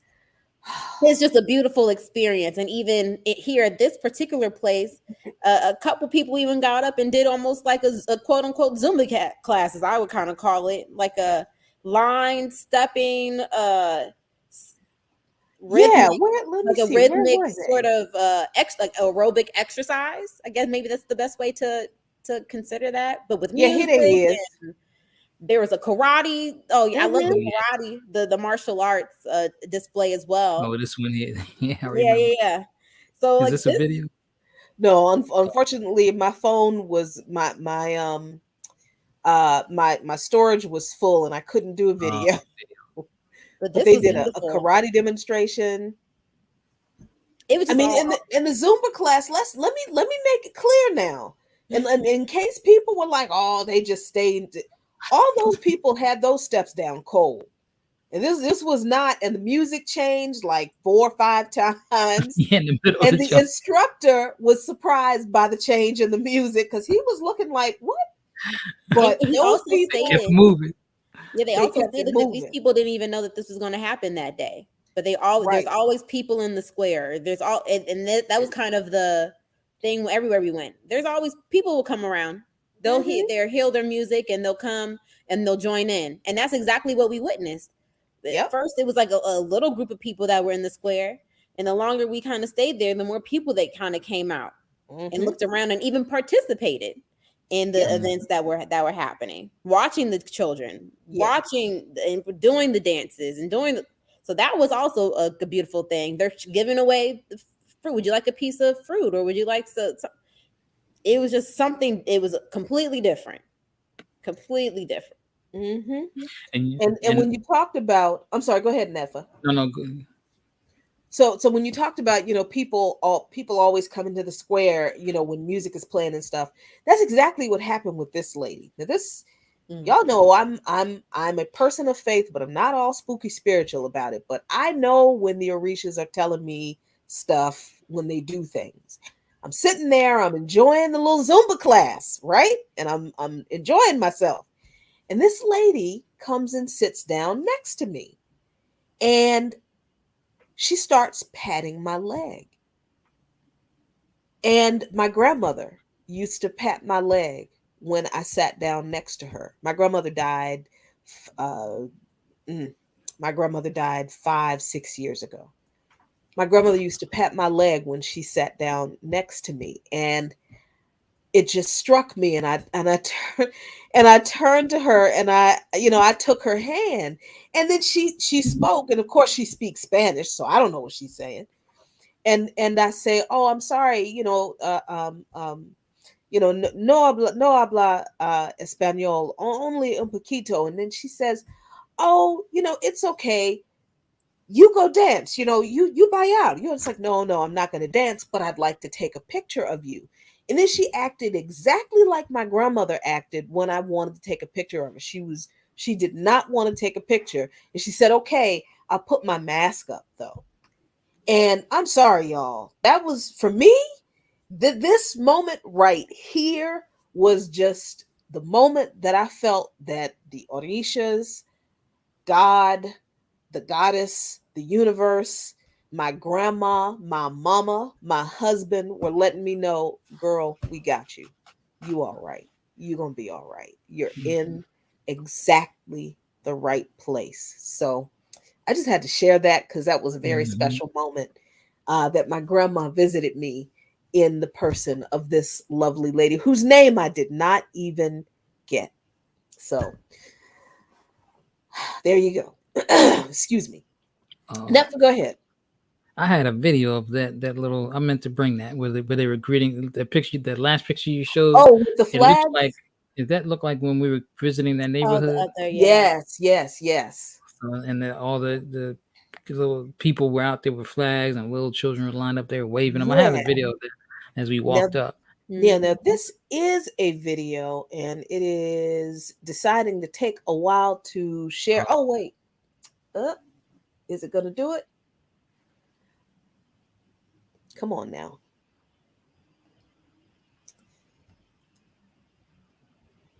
Come on, play.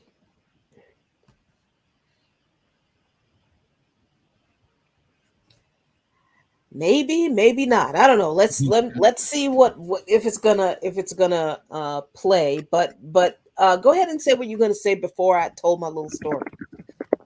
Well, it's basically places where we go. One thing though that we do encounter, and I've encountered this a lot of times when I go to Cuba, because you're coming there under the auspices of people who are anti the blockade, and you're trying to show yourself, and so that's regarded very highly among the Cuban people, that you're there in defiance of the blockade. You're there to do something about U.S. Cuba relations, the people in the U.S. and relations and whatnot. And so when we come to places, we're warmly embraced, not just because that's just how Cuban people are too, I think, but also because they know, okay, this is a contingent that's here because of solidarity, and they're in there in solidarity. And so that's basically all I was going to say, is that, that makes a difference. Like, even when the neighborhood that we went to, that one that you're trying to play the video of, these are, these are neighborhoods prepared to come and receive us. They've got all kind of little block party and food out and different things, and they're ready to receive us. And we break up into groups though when we go, because it's a bigger neighborhood. Our group is pretty big, so we end up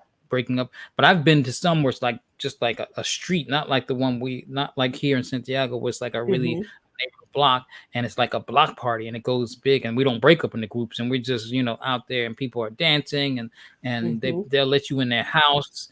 And I've gone into a house and sat in somebody's house while the party was going on, and they talking to you and trying to offer you food and everything, and and just it's really, really warm.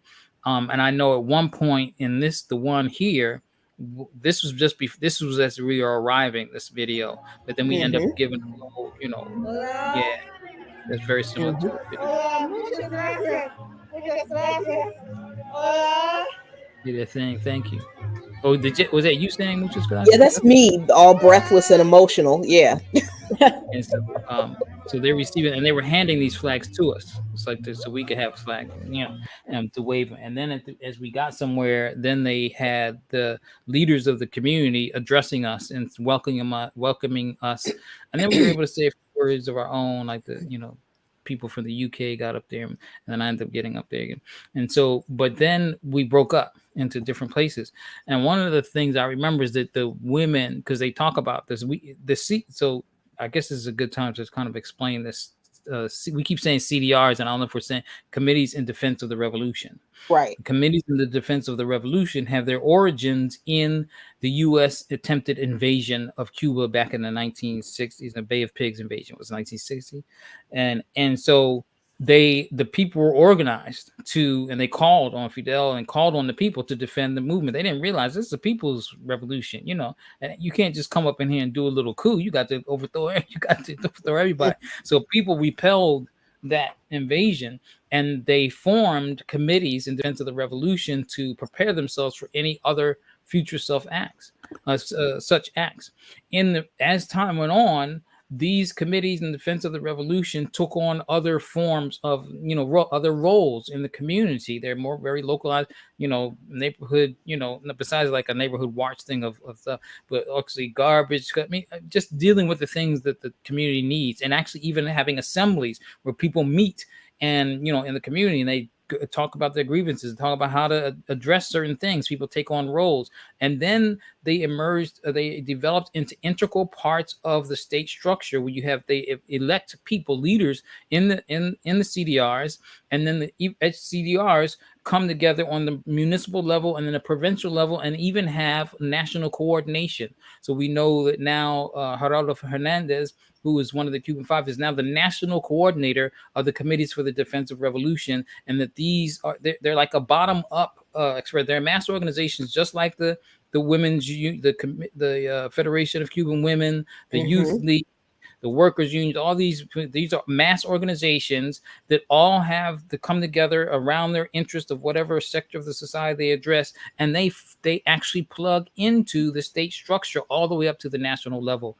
And so this is what it means for a country to be run by the masses, to be a workers' dictatorship, a dictatorship of the proletariat and of the masses, as the theory of revolutionary theory suggests, right? And so this is it in practice. I'm not suggesting it's perfect. I shouldn't have to say that. Ain't nothing on the earth perfect. So any of those you little liberals or you milquetoast leftists that want to talk about, you're romanticizing about Cuba, I'm romanticizing about nothing. I'll talk about whatever imperfections there are in it, but I know we don't live in nothing like that. So whatever, if I better talk about it with some humility, you better talk about it with some humility, because we ain't got that. And they're trying to perfect something there. I mean, they're trying to develop and refine something there. I've heard you talk about it, Jackie, that it's the epiphany that revolution is not an isolated event. It is a process. And so you might the taking of power and the taking of state power from the oligarchs and from the rulers and from the imperialists, the flunkies of imperialism, that act is a part of it, is an act of revolution, but it doesn't stop there. And after that, the work of building the people's process, a people-centered movement, is what has to incur, what has to happen after that, and that's the revolution too, and it's ongoing. And particularly as long as the imperialists are always trying to reverse what you got and undermine what what you developed, then it's still definitely is still the revolution, and you got to protect it with your life. Absolutely. I mean, just what you talked about with the CDRs. Now, I didn't know that the CDRs came out of the Bay of Pigs invasion. That is very, very important to understand about these, honestly, neighborhood organizations, because when you hear what they do, it's mind blowing. And I've got a couple of videos. The first one is a part of the address that the leader of the CDR that we went to that night gave to us, where he's explaining the CDR. So I'm gonna play just a part of it because it's pretty long. I couldn't capture all of it, but I really wanted to capture the kinds of services that they provide for the residents in their CDR. So let me... The veterans. 16 comités de base de la Unión de Jóvenes Comunistas. 16 Young Communist Leagues. En los servicios. En la gastronomía, contamos con 2 unidades empresarial de base. We got 2 basic units of services in the area. 2 unidades del sistema de atención a la familia. 2 units for the attention of the vulnerable members of the family. Para la alimentación de personas vulnerables. So as to be able to provide food to those members. En el sector del comercio. In the trade area. Contamos con 20 entidades para los suministros de los alimentos a nuestra población. We got 20 shops there that will be selling the food supply to our population. 11 bodegas. 11 ration stores. Y 15 carnicerías. And 15 butcheries.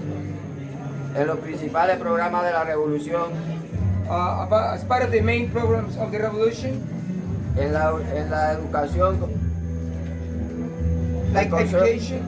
El Consejo cuenta con 19 centros educacionales. We have 19 different schools. Entre ellos, 3 escuelas especiales.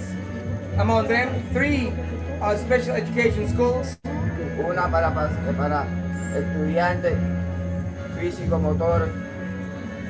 One for students with physical disabilities. Una para débiles visuales. One for visually impaired. Y una para sordos. And one for people with hearing difficulties. Así como un hogar de niños sin amparo filial. As well as a home for kids with no family.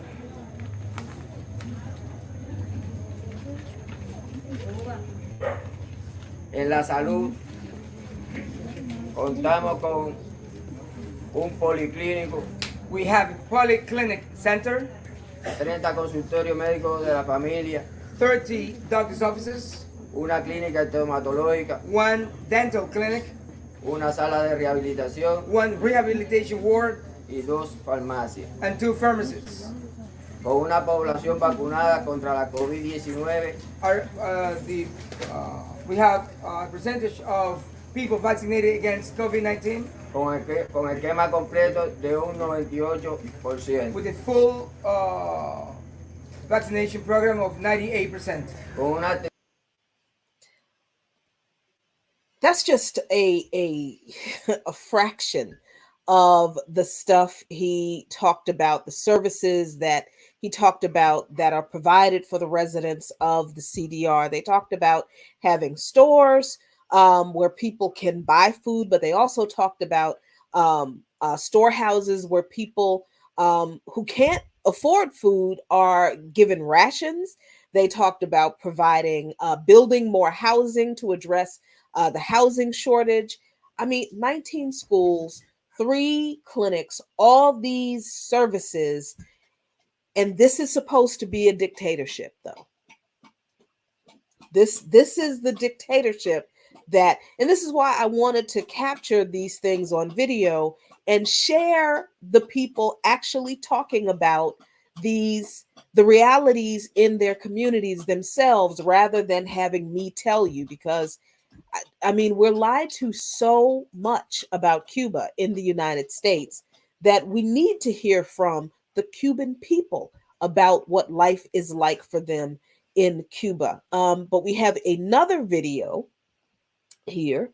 Let me make I said, you sure. don't think that's a dictatorship? Take them human rights, damn it. You better take them human rights and shut up. Take them, doggone it. You better take these take human this free rights. health care. Like, take go this to health school. care. What you don't be bringing out your money. We don't want that. Oh, all right now. So I think this Yes. is that this looks like the closing ceremony of the entire brigade 2 weeks, where after It was the Santiago, yeah. We were it leaving was in Santiago de Cuba. Before I play this video, okay, I got to tell y'all, look, I am kind of bougie in a whole lot of ways. Like, Jackie likes her comfort. Listen, I will definitely go to Cuba again. I am honestly not sure if the brigade is something I can do again. Because listen here, I'm okay with dorm sleeping, and I'm actually okay with communal bathrooms. But okay, there's a story about the toilet frog that I will not share here. But toilet frog and I had to have a little talk one night going to the bathroom, because I'm like, first of all, toilet frog, you can do so much better for yourself than the toilet. I mean, there are better swamps out there. Second, seriously, I gotta go. Okay, I'll use the other one. That's a level of rusticness that, yeah, I'm not. I can't. That's a little bit difficult for me. So, but it's like, I think everyone who wants to go to Cuba and is going for the first time, I think the brigade is the way to do it the first time, because I think you would benefit from the incredibly intense, immersive experience they give you. So the 1 week I was there, by Thursday, I was exhausted. We're on this bus, going to all of these very important monuments. You go to Saint Ignace, I think, cemetery, where the tomb of Fidel Castro is, and the tomb of Jose Marti is, and the tomb of so many Cuban musical legends who are extremely important to the history of Cuba, and others are.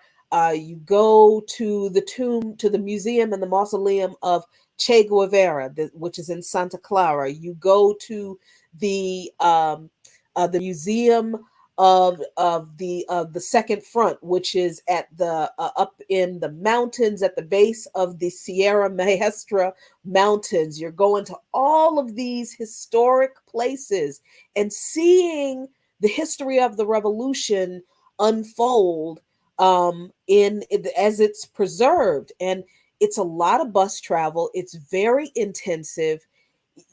And you learn a lot, but it is exhausting. So by the time we get to, the end of the ceremony, the closeout ceremony at the end, I'm just like sitting in that chair in the movie theater trying so hard to stay awake because I'm exhausted. It's hot. I've been sleeping on a cot.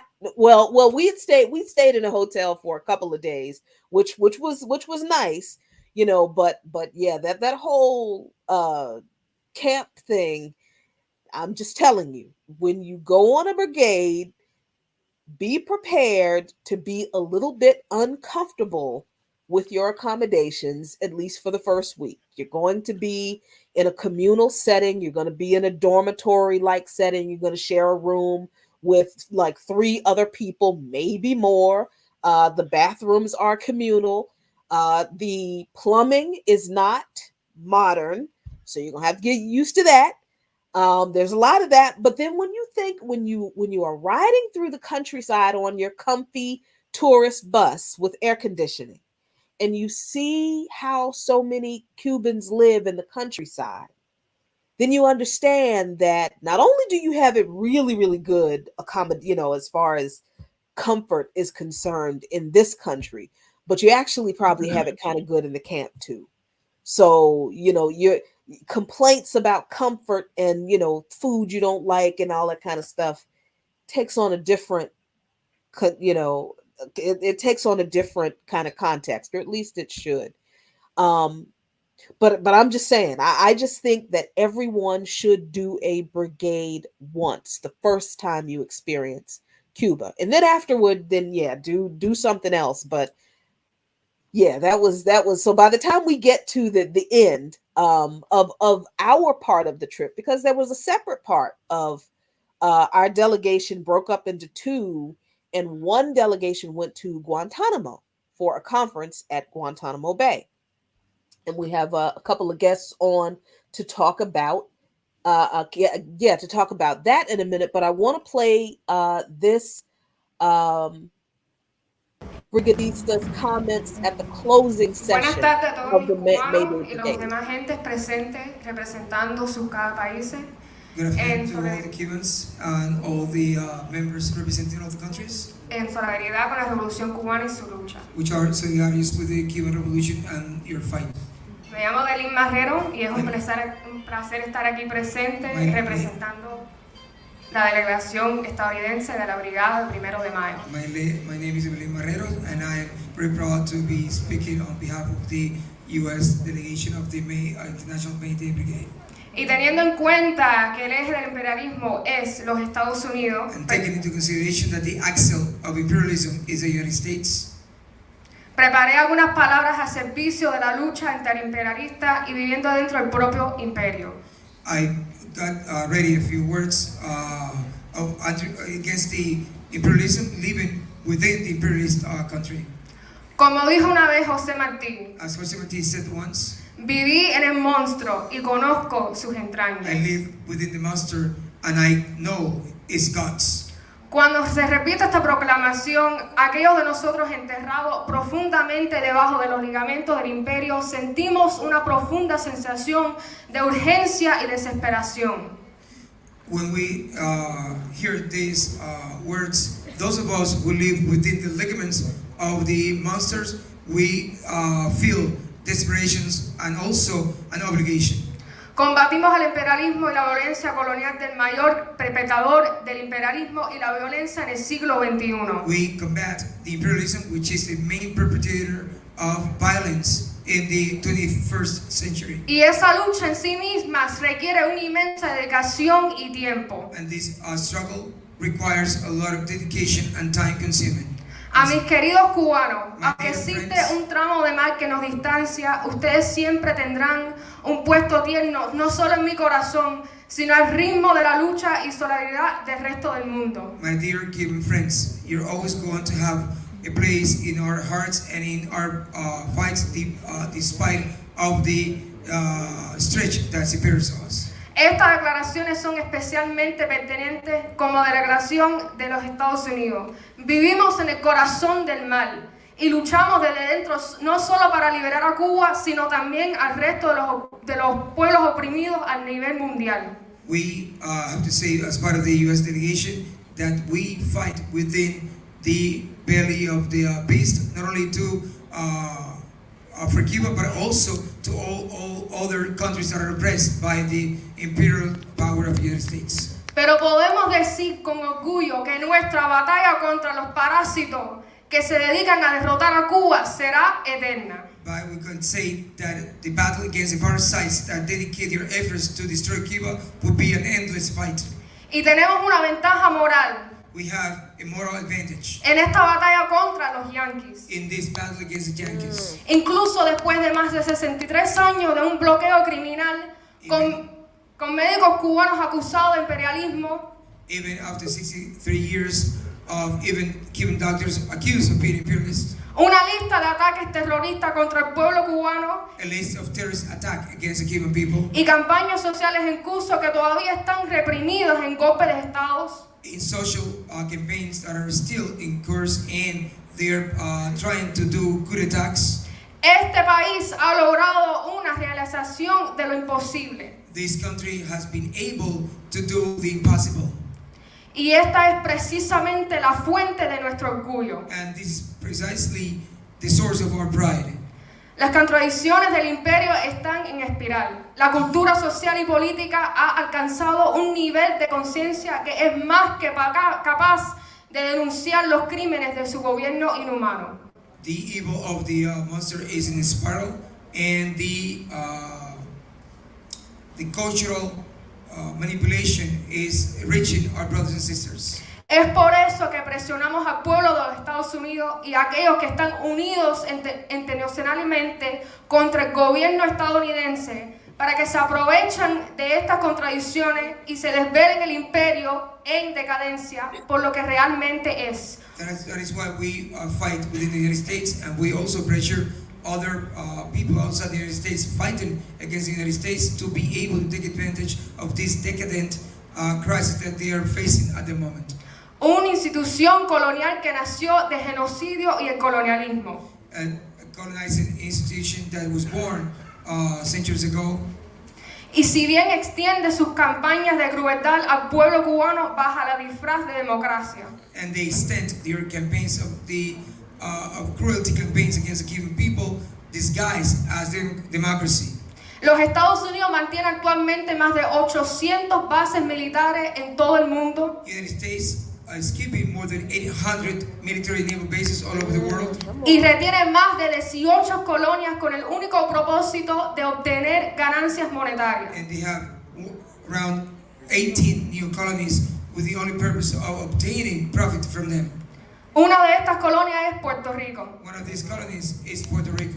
Y como dijo Lola Rodríguez de Tío sobre las conexiones entre Cuba y Borique, and as Lola Rodríguez de Tío said, a poet from Puerto Rico, de un pájaro las dos alas. Cuba and Puerto Rico are from one bird, both wings. Dos alas del mismo ave. Solo han sido retenidas de la independencia durante más de 500 años. Both wings from the same bird that have been retained from independence for over 500 years. Recibimos balas sobre el mismo corazón. Y en esta lucha contra el imperio es imprescindible unirnos para lograr un futuro soberano. We receive bullets on the same heart, and the fight against imperialism is indispensable so as to be able to obtain the victory. Que viva Cuba, que viva Puerto Rico libre y independiente, abajo el imperialismo, abajo el bloqueo, patria o muerte, venceremos.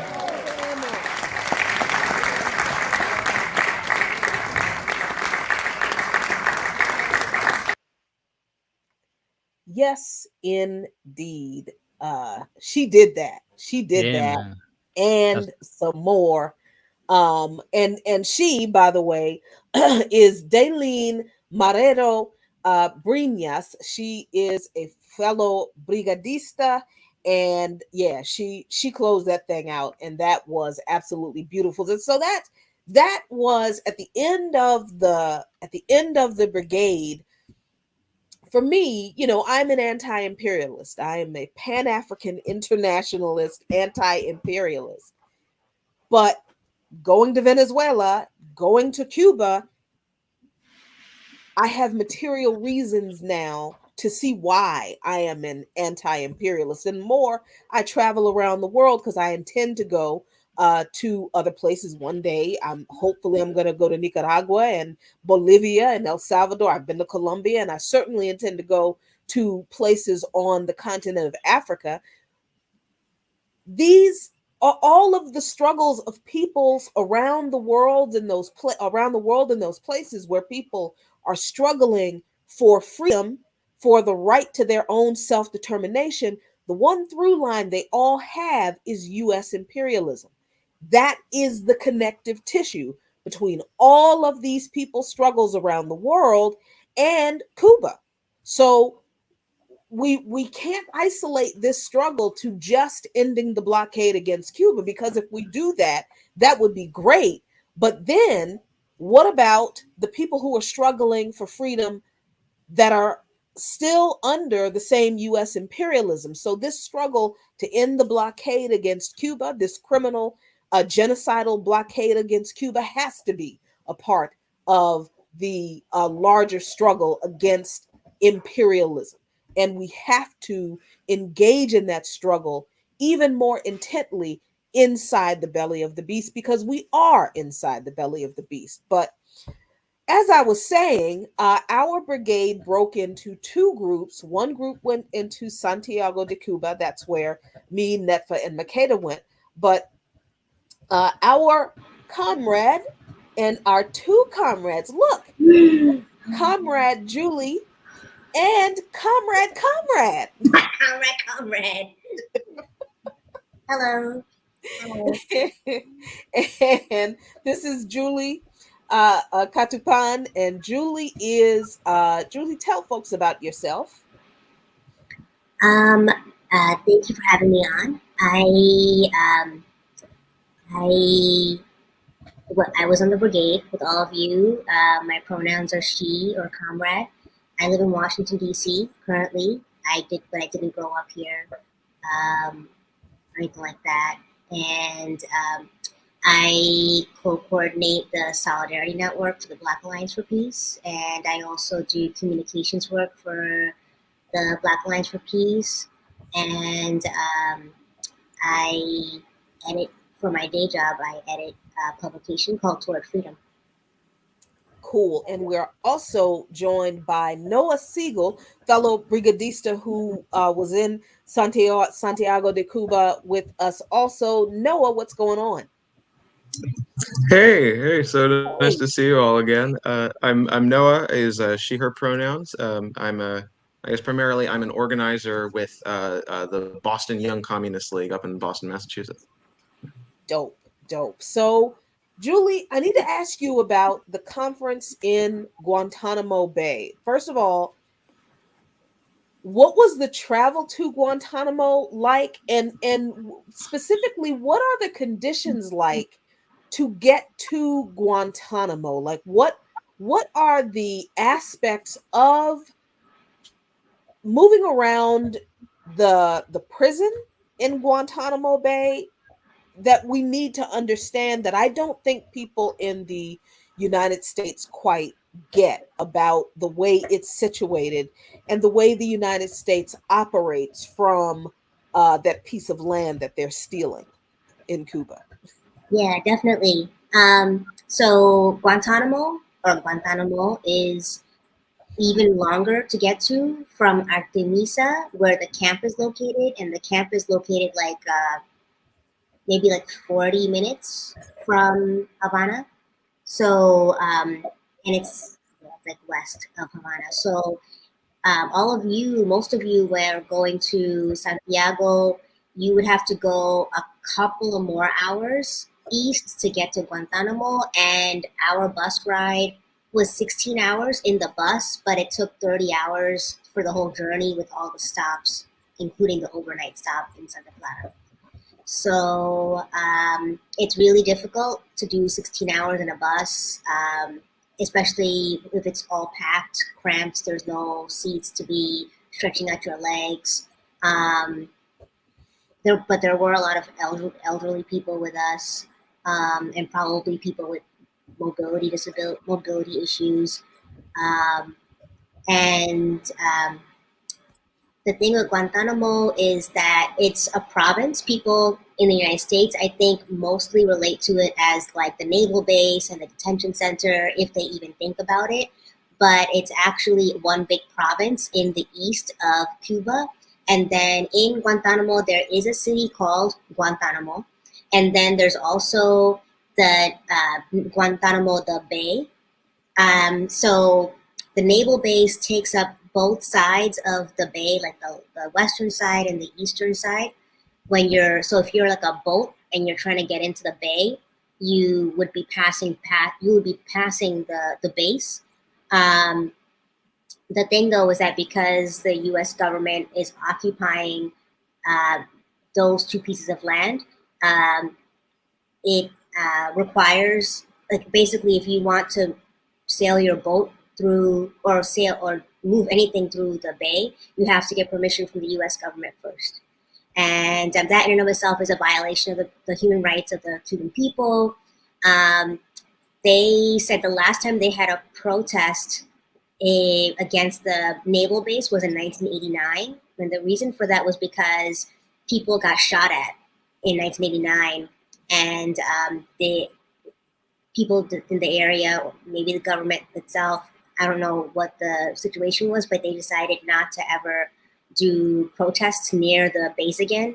So that's the situation there. You definitely cannot enter the base. You would get shot at immediately. That's just that. Like, that's just the way the U.S. operates. Yeah, there's not going to be any, like, who are you? Explain yourself. What's your name? They're just going to shoot at you. Same thing if you swim in the waters, they will shoot at you, including people who have been trying to, like, leave Cuba to because they couldn't deal with the poverty that was caused by the U.S. embargo. They would get shot at also. So it's pretty dire. But the people in the area, they are very politically educated, so they understood the contradiction. They understood that, and it's like, in the United States, there are bases, but I don't think that people are either protesting them on a regular basis or even politically educated about the impact. I mean, I'm not really that clear about that, but in Cuba, it just seemed like everybody really understood. The local people are very educated on the impact of Guantanamo, about the fact that it's a violation of their human rights and of their national sovereignty. And so the conference that I attended, along with maybe 7 other people from the U.S. side, as well as people from other countries in the Mayday Brigade, it lasted for 2 days for us, and there was then a third day after we left for the World Peace Council, I think, executive committee members, and they came up with it was a regional meeting that leads up to a bigger meeting that's happening. It's like a global meeting of the World Peace Council that's happening in Vietnam in September. So this regional meeting for the Americas was intended to create like a set of commitments for this hemisphere. So they came up with the commitments in Spanish, and they read it out loud in front of a bunch of people, the public, in another city called Caimaneta. And then after they read out loud those declarations in Spanish, they took us to like an area near there. It was a block party. So the local CDR held a block party for us, which was really cool. And I think also what was really cool was just like how they always incorporated culture into everything, and then just kind of like how they just make sure that the all the children and everybody is involved in that. Like you raise your children up. Like it's like if you're like part of a church, the kids all get raised up, going to Sunday school, being part of the song and dance and all that kind of stuff. So instead, it's a revolutionary context. So then it's like everybody's learning about, the revolution and the reason to defend it. So that was cool. So yeah, it was just a really great time. And the declaration, or the commitments have come out in English since. So I could like read a few of those actually. You can. Some of them include things like, okay, it's not coming. Okay. Carrying out massive national and coordinated actions with other peace-loving, anti-war, anti-environmental organizations that fight for peace internationally and denounce the possession and increase of military bases in our region and in the world, denouncing the arms race and the increase in nuclear weapons of mass destruction, insisting on alerting and preventing the world from the danger of a third world war, specifically persisting in the I don't know if everybody knows about like the zone of peace, the proclamation of the zone of peace that was put out by, I believe, I don't want to misspeak, but I think it was the community, CELAC. CELAC was the communities, Latin America and Caribbean. I don't know the exact like thing, but CELAC put out this proclamation about Latin America and the Caribbean being a zone of peace, which the Black Alliance for Peace has been talking about as part of its America's work. So, and then just like a bunch of other things that they were saying, like, lifting the embargo on Cuba, lifting the U.S. embargo on Cuba, ending the U.S. occupation of Guantanamo and returning that territory back to the Cuban people,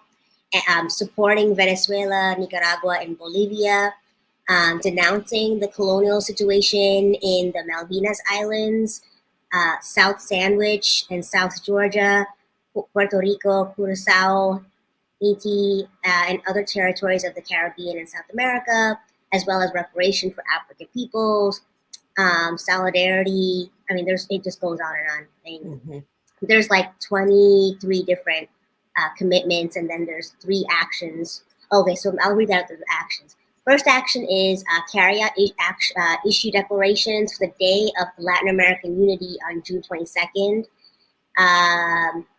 Do reminders about the day of invasion of Puerto Rico on July 25th, and then carry out from August 6th to 9th actions and initiatives commemorating the anniversary of the dropping of atomic bombs on the Japanese cities of Hiroshima and Nagasaki. So those were the things that happened. That's really, really great. And I'm gonna, Julie, if you can send me that document in English, I'll share it with folks. But CELAC stands for Community of Latin American and Caribbean States. Excuse me. And there's a question that someone has in the chat about Guantanamo base. The USians on base never leave, and does that mean it's an entire city on base? It functions independently, food, etc. Do the people on base basically just stay there? Yes, the U.S. soldiers and any kind of visitors to Guantanamo's base, they stay on the base, and this base is like fully it's like what do you call it? Fully functioning. It has the only McDonald's in the whole island. You know what I mean? Of course it does. It's just yeah. So it's like if you visit the base, you're in the base. If you're outside the base, you stay outside the base. Wow. You actually want to stay way outside the base because you don't want to get shot at accidentally. Wow. Thank you so much for that that overview of that very important conference. And I brought Netfa back on screen because Netfa had something he told me he had to tell.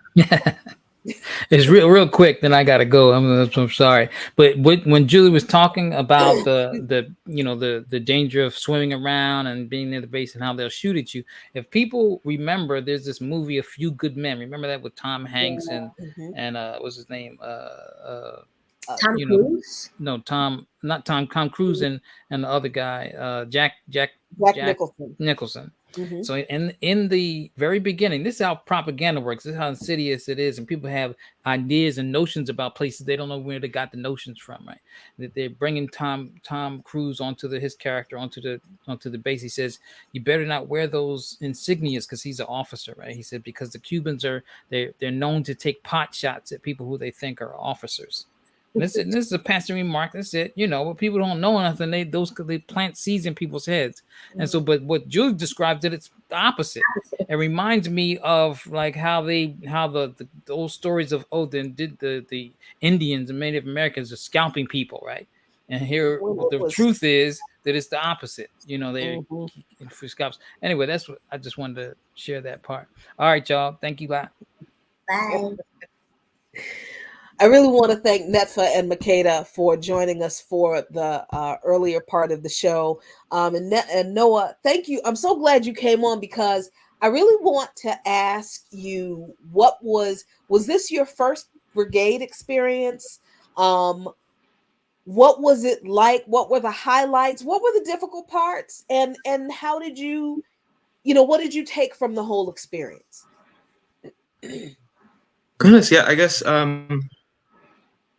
it was. I mean, it was such an incredible experience. I've had a ton of trouble really verbalizing any of it, but it was my first brigade, or I guess sort of my first sort of political trip of any sort. And it, yeah, I mean, it just I'm trying to think. I mean, the best parts. I mean, I think sort of twofold. There was, on one hand, there was these massive sort of things that we got to see, or moments like the May Day parade, the Che Guevara Memorial, like these things that like I've got so many photos of them, just absolutely beautiful, incredible experiences. And then also the ability to live in this camp and with this group of people from all around the world, all together in solidarity with Cuba. That was an extraordinary experience. And I feel like I almost learned as much from talking to other people at the camp as I did from the stuff that we were doing around, all the different events that we were going to and participating in. Yeah. Yeah, you just mentioned the Che Guevara Memorial. This memorial is massive, right? It is. There's nothing that prepares you for anything that you are going to encounter on this brigade. Like going to the cemetery where Fidel's tomb, and it's not just Fidel's tomb, it's an entire, like it's the tomb of Jose Marti, and it's also the tomb of the January 26th the revolutionaries, and there goes Julie. I mean, it's just, all these other revolutionaries in the Cuban Revolution, and then going to Che Guevara's memorial. There's nothing that prepares you for the scale of it and the beauty of it. It's massive, but at the same time, it's very sublime. It's really weird. I the same thing, like it's very hard to explain. Yeah. It's overwhelming. Okay, I think Julie's back. There she is.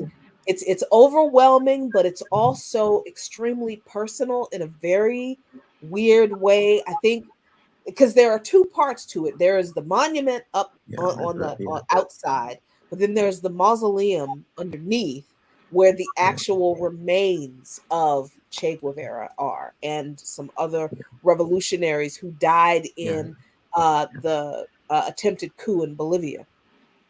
Just standing, look at the scale of this amazing memorial. And there's some other pictures just for scale. Just you can see. I think the artwork. I think the only things that I could think of that would compare visually maybe are certain monuments in, like certain famous monuments and memorials in Washington, D.C.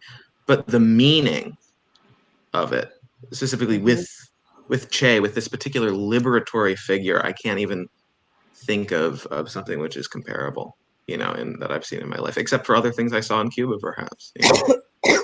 Well, there is the Victims of Communism Memorial in Washington, D.C. The what? There is the fake victims of communism. Oh my God. I mean, I've actually never been to that memorial. I mean, how many, well, they got like 6 names on that thing. and it's the names of the people on the committee. Yeah. It's just ridiculous. Yeah. I mean, Victims of victims of communism, what illiteracy, hunger, extreme poverty, land, unequal land distribution. Who knows? Nwadi said, "Is it just Nazis? Are they the only victims of communists?" Yeah. Oh my God. Yeah. I mean, but see, I think when you go, for me, when I came back from Cuba and I hear all of the bullshit in Western media about everything sounds so much more ridiculous, right? It's like it was ridiculous before because I knew they were lying, but now that you see, and I think for me, Noah, it's not just that I see how much they're lying. I see how much the people who are impacted by US imperialism are much more clear on US imperialism than almost everybody in this country is. And I think that's the thing that makes the lies that comes out of this country, this government, the propaganda arm of this government, so much more insidious because, like, did you get feeling, Noah, that even the people who are like living in the countryside, who clearly living in poverty, right? Which is just exacerbated and made so much worse by the blockade, are much more clear on what they have to defend than like the richest person in this country. Yeah. I mean, like it just. Well, I think the richest people in this country are pretty clear on what they have to defend. Well, yeah, But that's I true. mean, They like, gotta defend the their average riches. Yeah. person, yeah, but like an average or like an upper middle class person in America, like a labor aristocrat, if you will, like has no idea what, like, has doesn't truly care or understand about the material gains that they have in their life.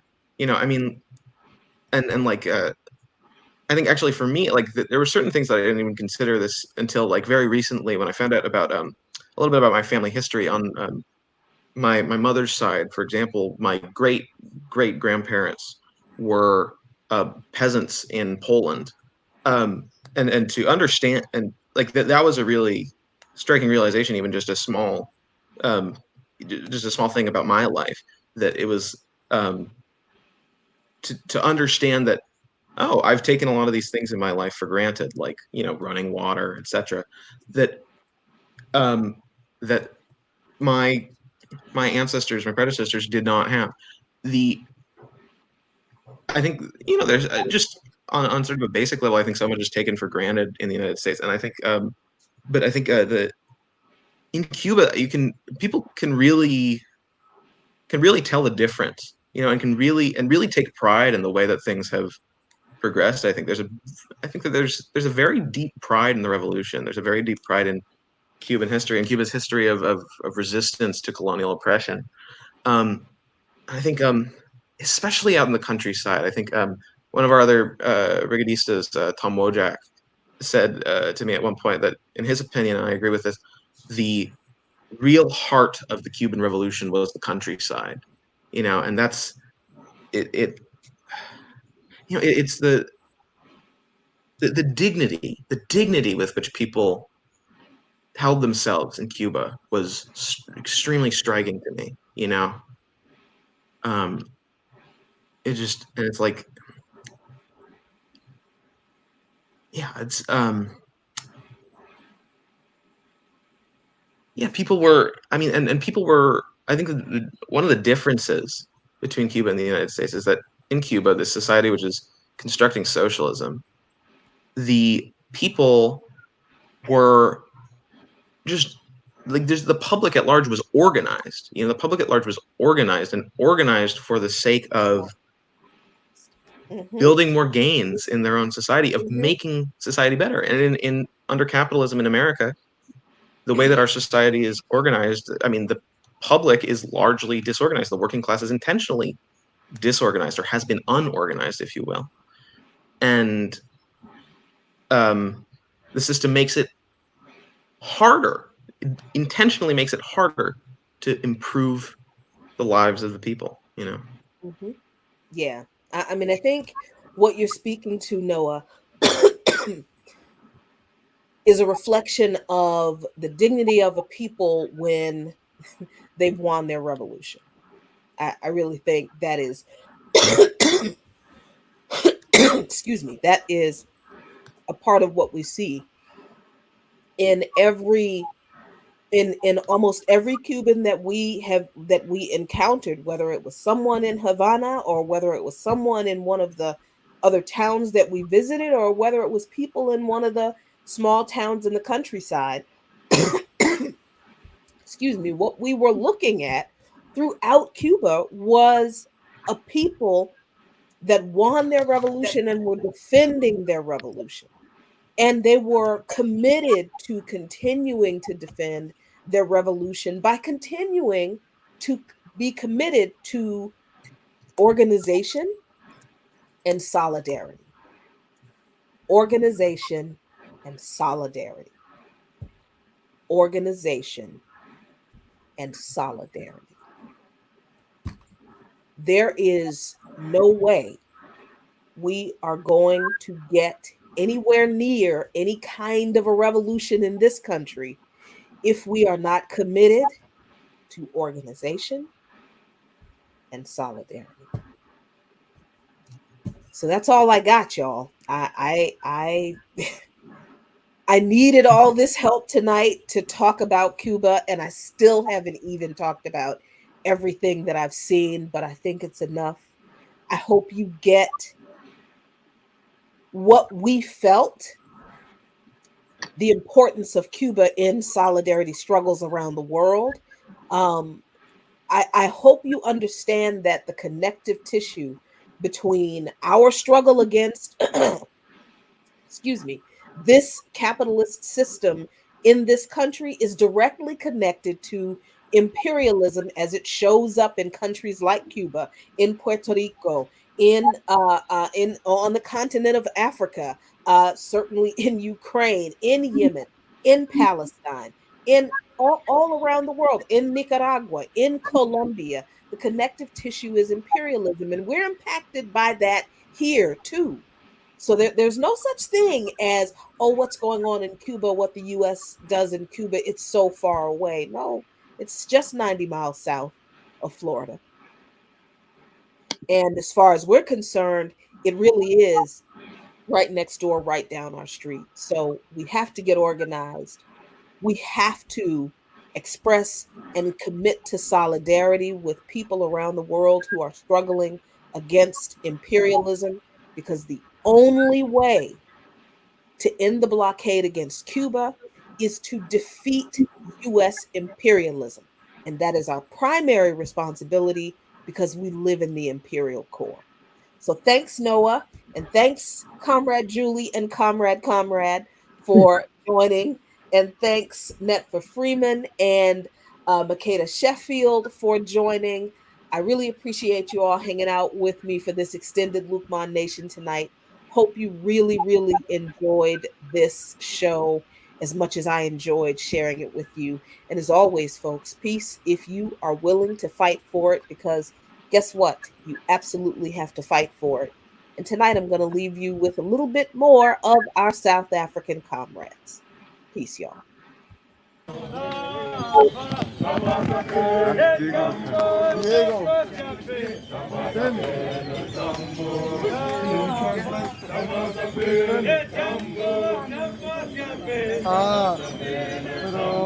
tiene que ir. Yes, he wants to speak for the flag. Yeah, that's the thing. Like, yeah,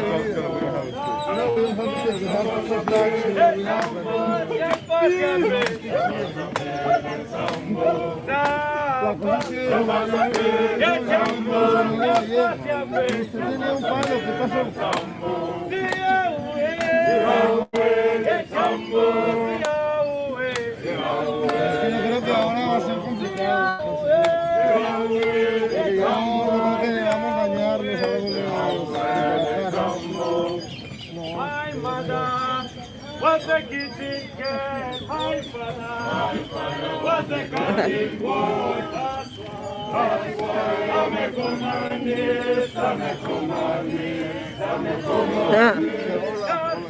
That's why I'm a communist. That's why I'm a communist. That's why I'm a communist. I'm a communist. I'm a communist. That's why I'm a communist.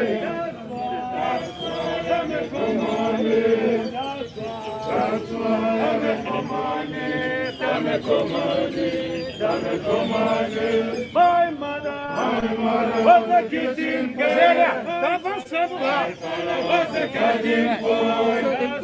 That's why I'm a getting on this page. That's okay with them. They're going to be in their own shows. Our My people need to stay mother was a kitchen girl. My mother was a kitchen boy. That's why I'm a communist. I'm a communist. I'm a communist. That's why I'm a communist. That's why I'm a communist. That's why I'm a communist. I'm a communist. I'm a communist. That's why I'm a communist. That's why I'm a communist. That's why I'm a communist. I'm a communist. I'm a communist. My mother was a kitchen girl. My father was a cutting board. That's why I'm a communist. I'm a communist. I'm a communist. My mother.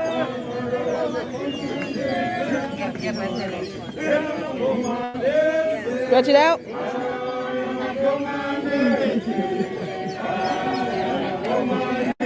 Let's go. We're moving. We're moving. We're moving. We're moving.